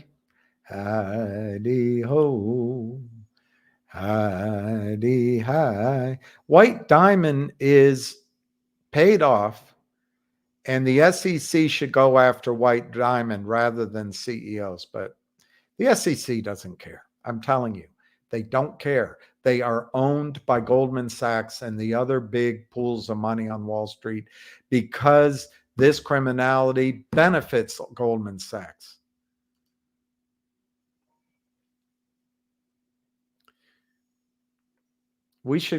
Pecos, we should get you. Okay, so Pecos Bill says completions that he is aware of, I think at Nextbridge will stay on their previous business plan to develop steadily on their drill schedule.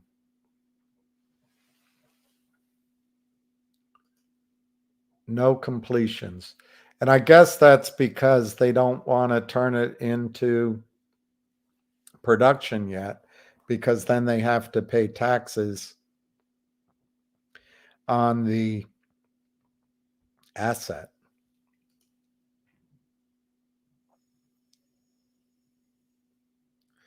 Yes, the burn rate on rig time is high.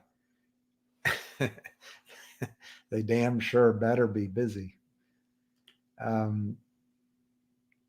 Can we get Pecos Bill on the phone? Sure. What I'd like to do, Deacon Blues, maybe is schedule a time rather than just sandbagging him, scheduling a time where he can call in even without his face, and it's 2 pictures here, and the audio is crystal clear. But yeah, we can do it.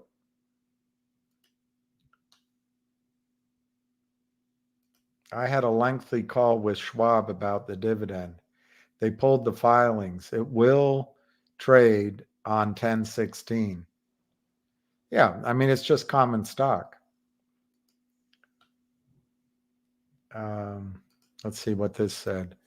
Bronco Project. Okay, Bill Cooper, Nuco, aka Bronco Project, will fund Ora Grande. So now we produce oil, get to proven, and 5 years later, we might see dividends. It's valuable, but seriously, we need definitive answers. Well, Bill,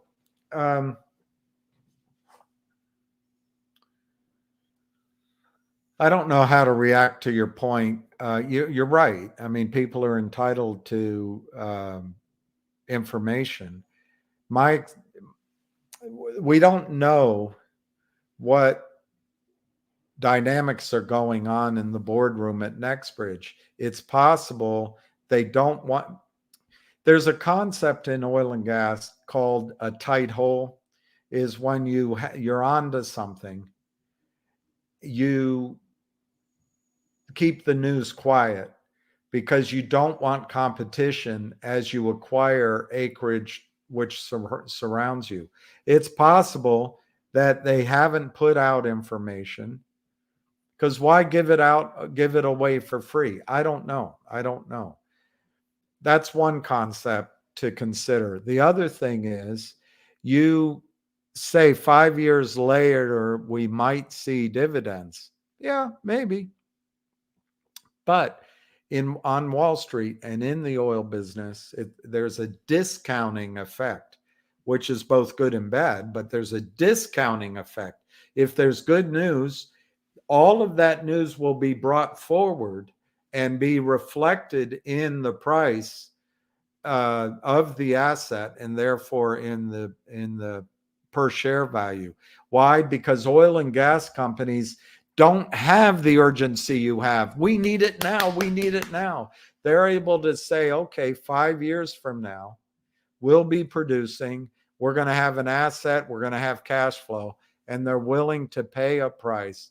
They actually think in terms of 5 years, 10 years, 15 years, when younger people think in terms of 5 minutes, 5 days, 5 weeks, 5 months.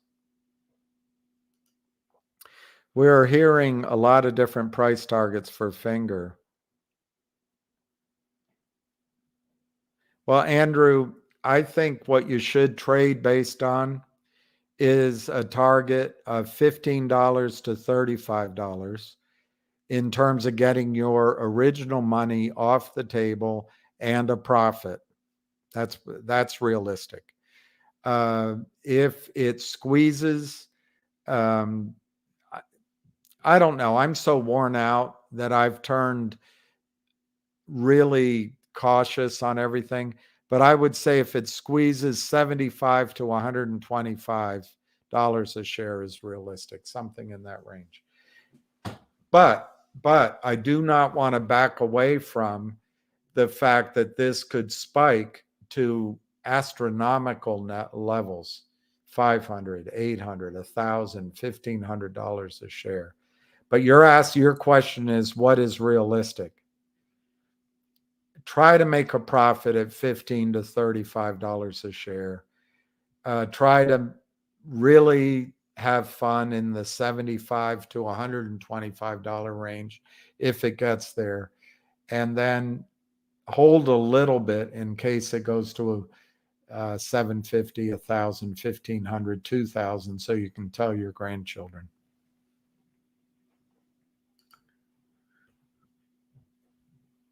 Daniel Border is going to get out at 40.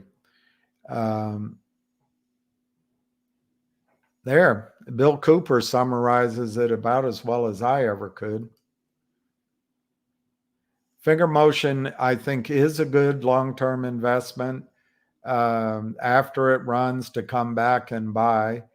I think it has all the potential in the world, unless the world gets hit by an asteroid, of being a 30, 40, 50, even $100 stock once the fundamentals start catching up with the story, the revenue and the profits. I've decided to wait 15 years for this. That's not bad. I don't think you need.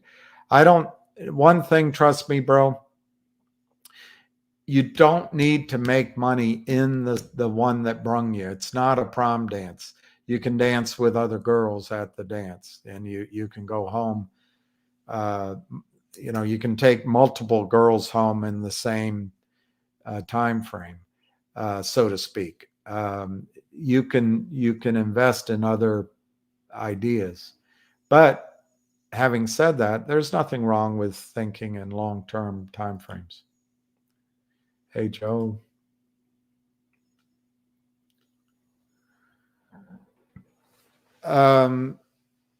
Guys, Logic, I'm not going to bore people that aren't in it again, but Logic, you're going to get, it's all been announced.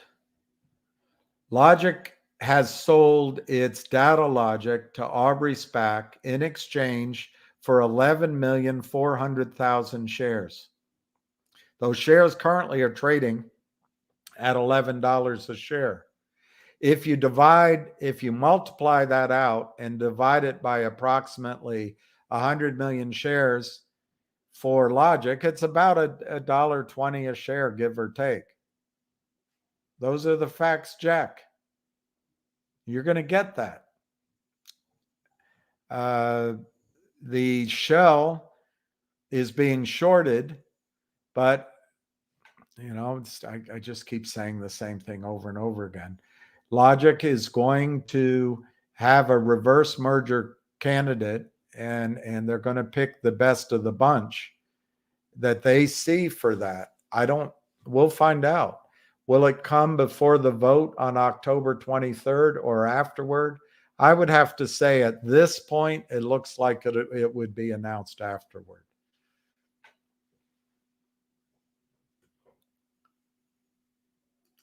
Is there a maximum of wells or drilling they can do on that property? I think you can drill a lot of wells on 160,000 acres or 140,000 acres. And they can always buy additional acreage or lease additional acreage. To my memory, the shallow zone has the potential for that they're in right now, the Hueco, which I looked up. That's actually in Colombia in South America as well. So it might be prolific. I don't know. But remember what Pecos Bill said the other day, it's potential. I mean, we're doing some guessing here.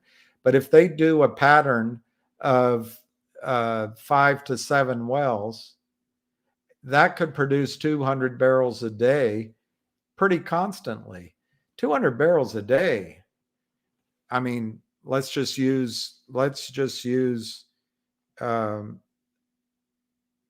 I guess I'll use $100. That's 20 grand a day times 30 is 600,000 a month in revenue. Now that you net out the cost, maybe it costs $25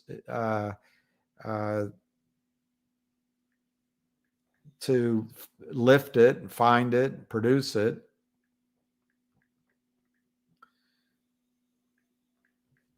So it's 150 minus 600,000. You're making close to half, $450,000, $500,000 profit or cash flow a month on that pattern. And then you might have 3,000 wells to go. You get that looking forward. But once you prove the concept, the value proposition, other oil and gas companies can see it. You and I, well, prove it to us. Oh gosh, I want to see it. I want to make sure White Diamond isn't telling the truth. I want to see it. Oil and gas people don't need to see it. All they, in terms of drilling and production, all they need to see is enough drilling and production and the seismic and the extent. They can do their own volumetric estimates and they'll pay accordingly. So I think in the shallow, it would be 3,000 wells. I mean, this is an idiotic calculation I'm doing, but if you divide that by 7, that's 400 patterns, over 400 patterns. If you had 400 patterns grossing 200 barrels a day, that's 80,000 barrels a day at some point. Of course, it's a idiotic calculation because there's decline curves and you don't, and I don't know if they're going to get 3,000 done. But if that is even at $50 net per day, that's 4 million a day. I mean, that's over 100 million a month if my arithmetic is not way off.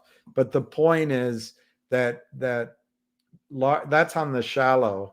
Large companies will come in and buy or JV based on their confidence because they're oil and gas people.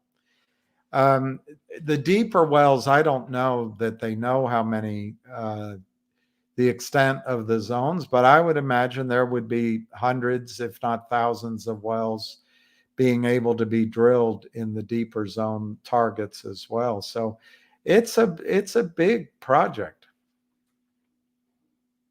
All right, here, Pecos Bill, they have a practical limit of around 3,300 wells on that acreage. I don't know if that's a limit of the shallow and the deep because of my lack of knowledge. One thing they can do is drill through the shallow zone and they then drill down deeper, and then that becomes the fallback zone if the shallow doesn't work out. I don't know if they're limited. I'm going to guess that Pecos Bill is saying 40-acre spacing, and I'm going to admit what I don't know. Can they drill a shallow well and then also drill on 40 acres? I don't know.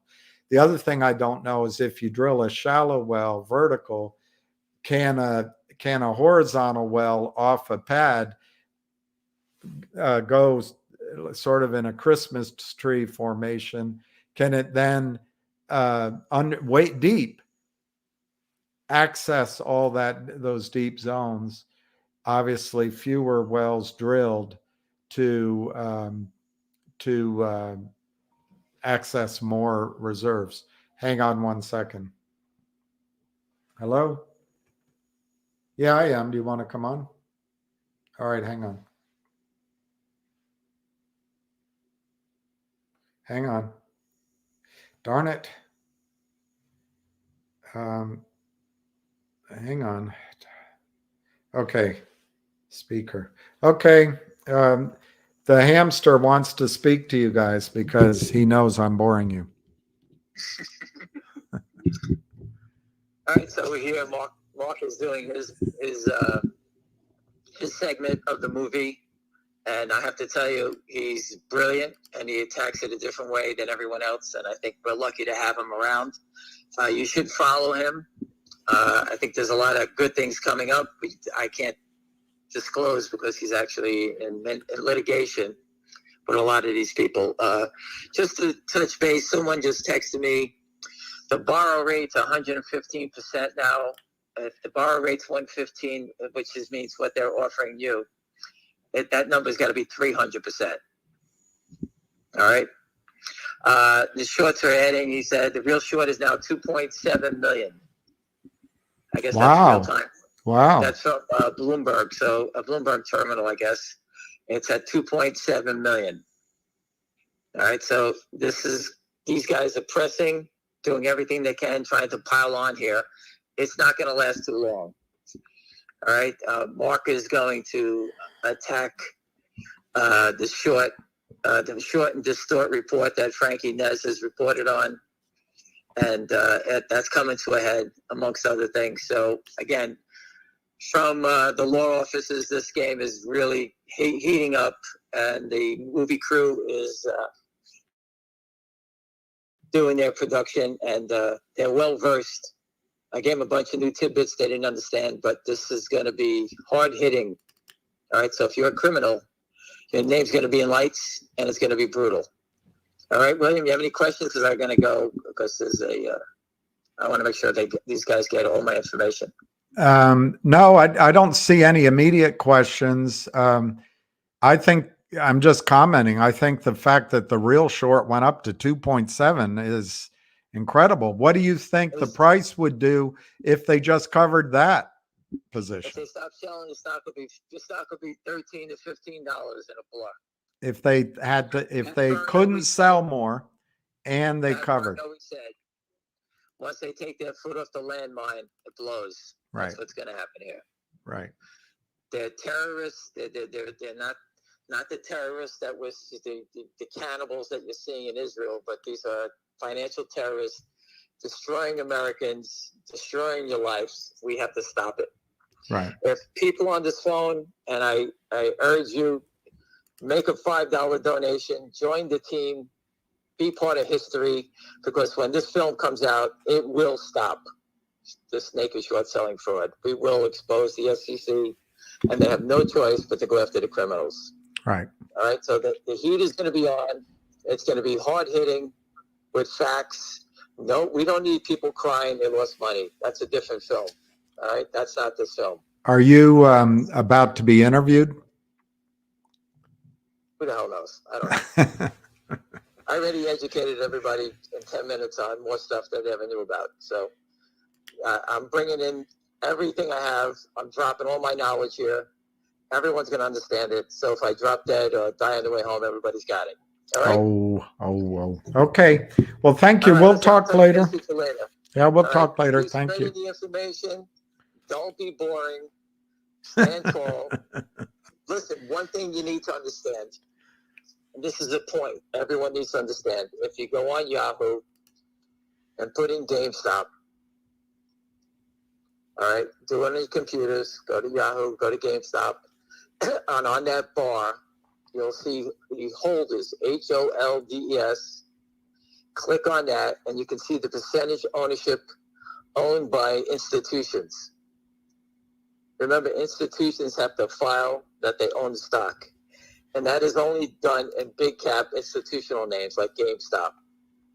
But if you look at a stock like GameStop, which I just described, you can go back and look at my post when I reported on GameStop. That number was 177.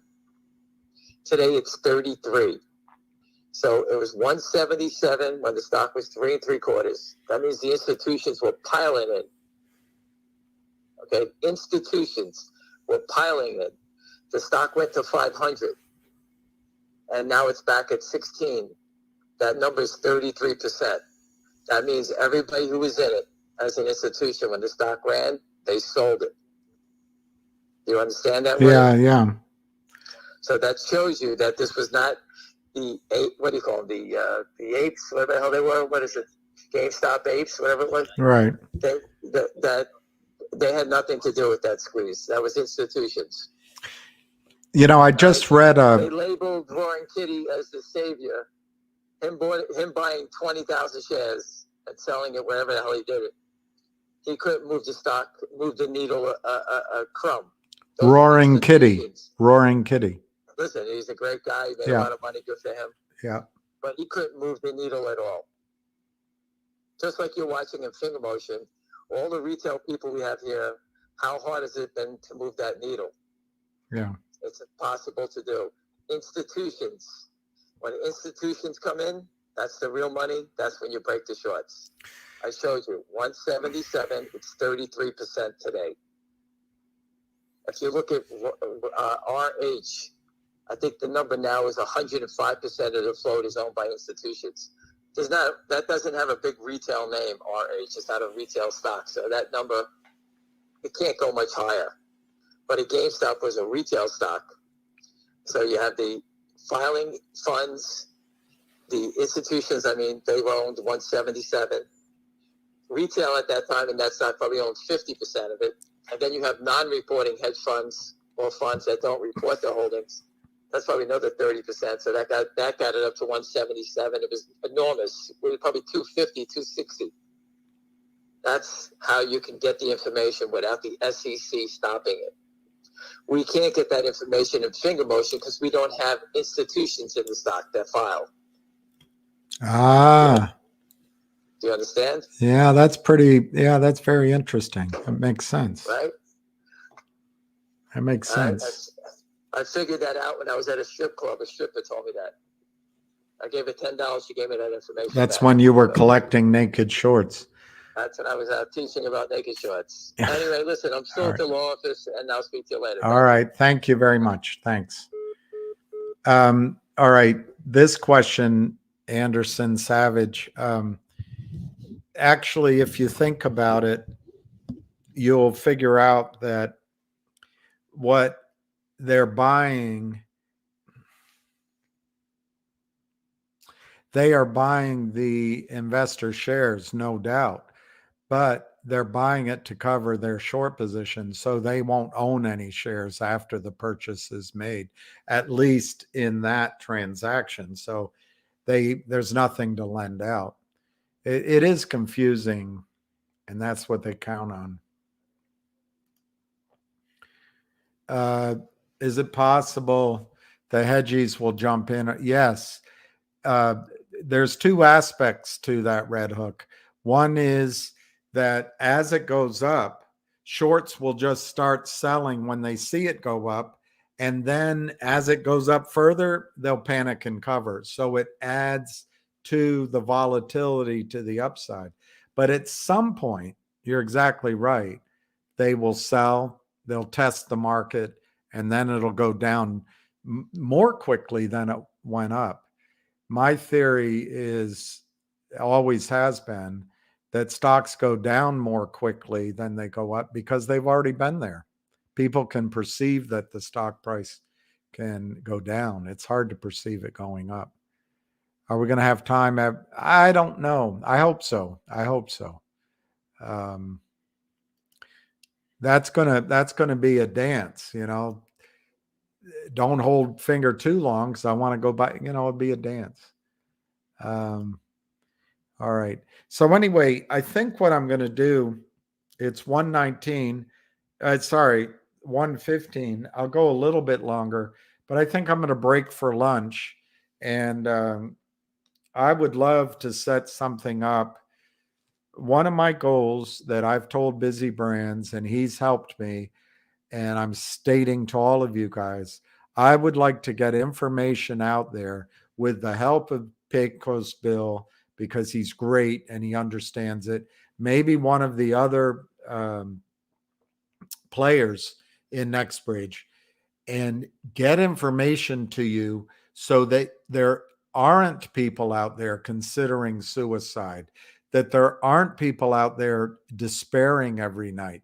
What you have in NextBridge is valuable, and that's what I want to get across. I'll then have maybe Mark or Not Legal Advice, or maybe somebody else on to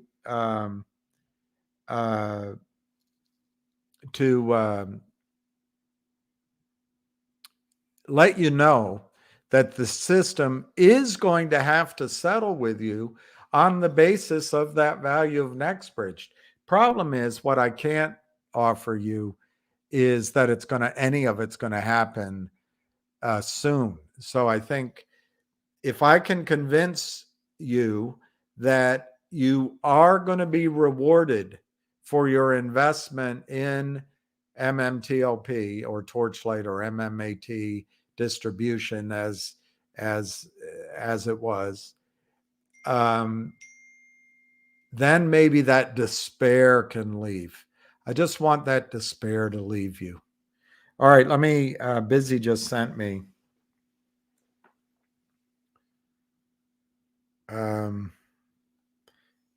I wish I knew quickly how to pull it up on this screen, but I'll read it to you. This is from Not Legal Advice. From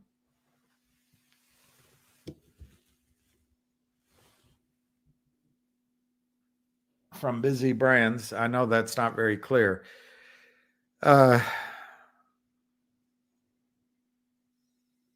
This is written by Richard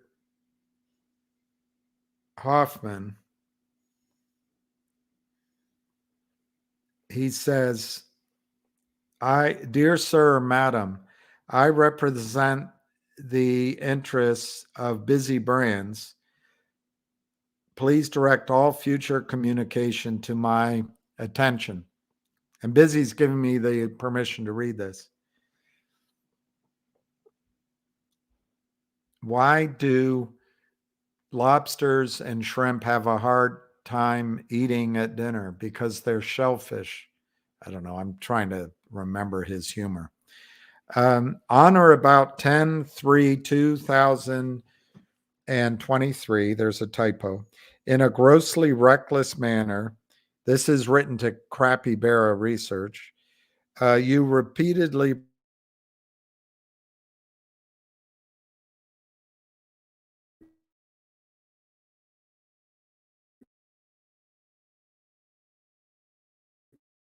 published a false short report, apparently dry.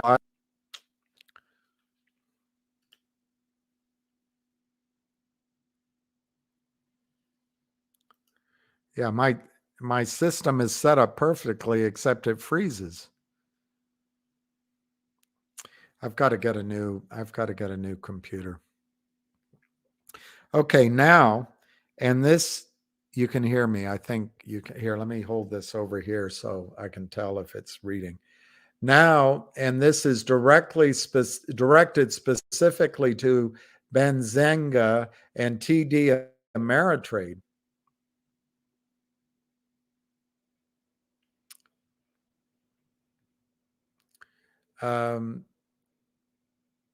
Legal departments. Oh boy. I'm sorry. I think if I go to lunch, I can refresh. I can refresh my computer, and we won't have this stalling. What systems do you have in place before posting materials on your sites? You must have some standards for publications, no matter how deficient those standards might be.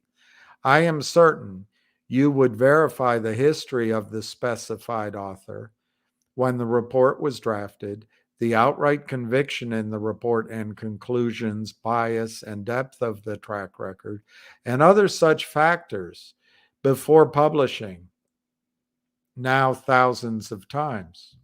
I would also expect that at a minimum, you would verify the author was not wrongfully asserting libelous, slanderous comments or supporting or asserting violence, or that you would certainly confirm there is no obvious violation of law.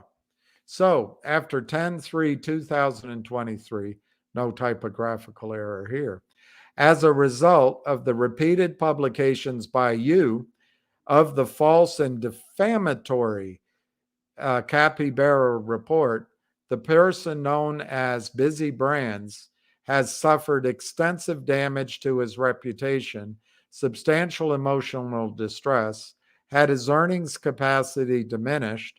Moreover, as the words utilized accuse my client of fraudulent and criminal misconduct and are false, these would constitute per se violations.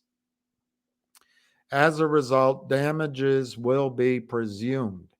If defendants had not published the bogus short report, plaintiff, aka at Busy Brands, would not have had to incur the damages, embarrassment, and distress he has and continues to sustain. In the above, I reference certain standards that even you must abide before publication. Thus, it is amazing to me you so recklessly violated your own rules or intentionally acted contrary to accepted standards. Obviously, there was an abundance of red flags present in the report that singularly should have put you on notice that the report should not be published. These defects were obvious to any publisher, even in a cursory review of the first page of the report.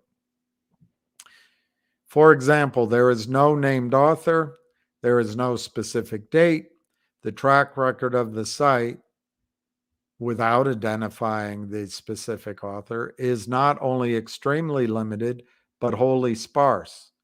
There is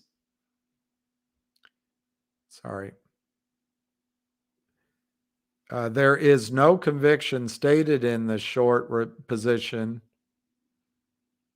as words.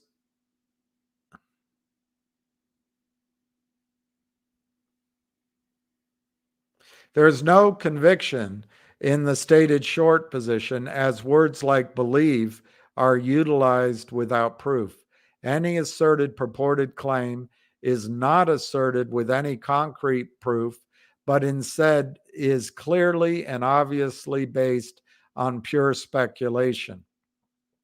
The fact that the short holders who generated the report clearly benefit if the stock Fngr drops, and it did drop approximately 35% immediately after publication, should have been another red flag, which should have put you on notice not to publish the capybara false and misleading short report. Moreover, as to Busy Brands, the report further defamed his character by accusing him of being a paid shill, for misleading the public that he acted fraudulently, implying his participation in illegal contact and other false and inaccurate and intentionally harmful assertions. These are all false and knowingly false assertions. Mr. Busy Brands has had enough. Prior to deciding whether to pursue any other remedies, we demand the following. 1, a complete and accurate explanation of how the false capybara report made it through your screening process to be published by you. Remember, this is directed to Benzinga and TD Ameritrade. 2, how you intend to change your screening process to make sure that no further false matter is published by you. 3, a publication by you retracting the entirety of the report and apologizing for publishing the capybara report without verifying its documents. Moreover, a statement that any assertions or implied claims against my client are without fact or merit, and that you never verified the accuracy of any of the other claims asserted in the report, and are not aware of any evidence of the facts which support any claim in the report.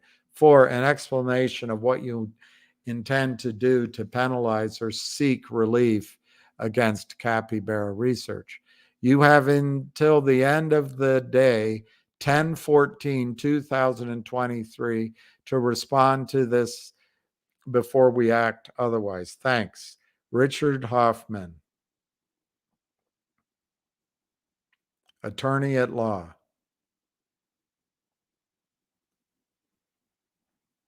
That is what Busy Brands asked me to read out loud.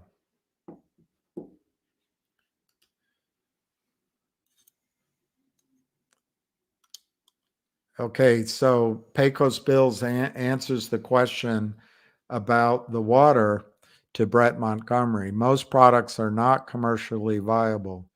There will be copious amounts of salty mineral-laden water, which will be disposed of in a water disposal well.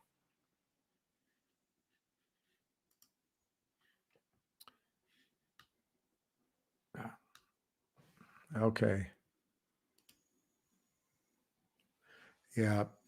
This crappy bear is terrible. I might ask, and I will ask Richard Hoffman. I'll join the action that he's taking, but I might somehow. I don't know if for some reason I'm not allowed to. And by reading this, I reserve all my rights. By the way. All right, I'm going to go get lunch, and also I'm going to give my computer. I'm going to turn it on and off before I come on again. Give it time so it doesn't keep freezing like this. But I really appreciate everybody on here, Pecos Bill. We will have more lives specifically with the purpose of showing to you that you're not going to lose your money in NextBridge, in my judgment. And then we'll also do maybe more to show that these attacks by groups like White Diamond or Capybara are illegal. They're part of an organized, in my opinion, racketeering crime, and they should be stopped. I might go on twice today. That's my goal. So I'm going to end this stream with hi ho silver and away. Anyway, we'll catch you guys later. Cheers.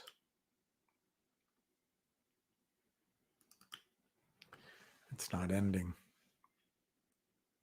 It's not ending. There we go.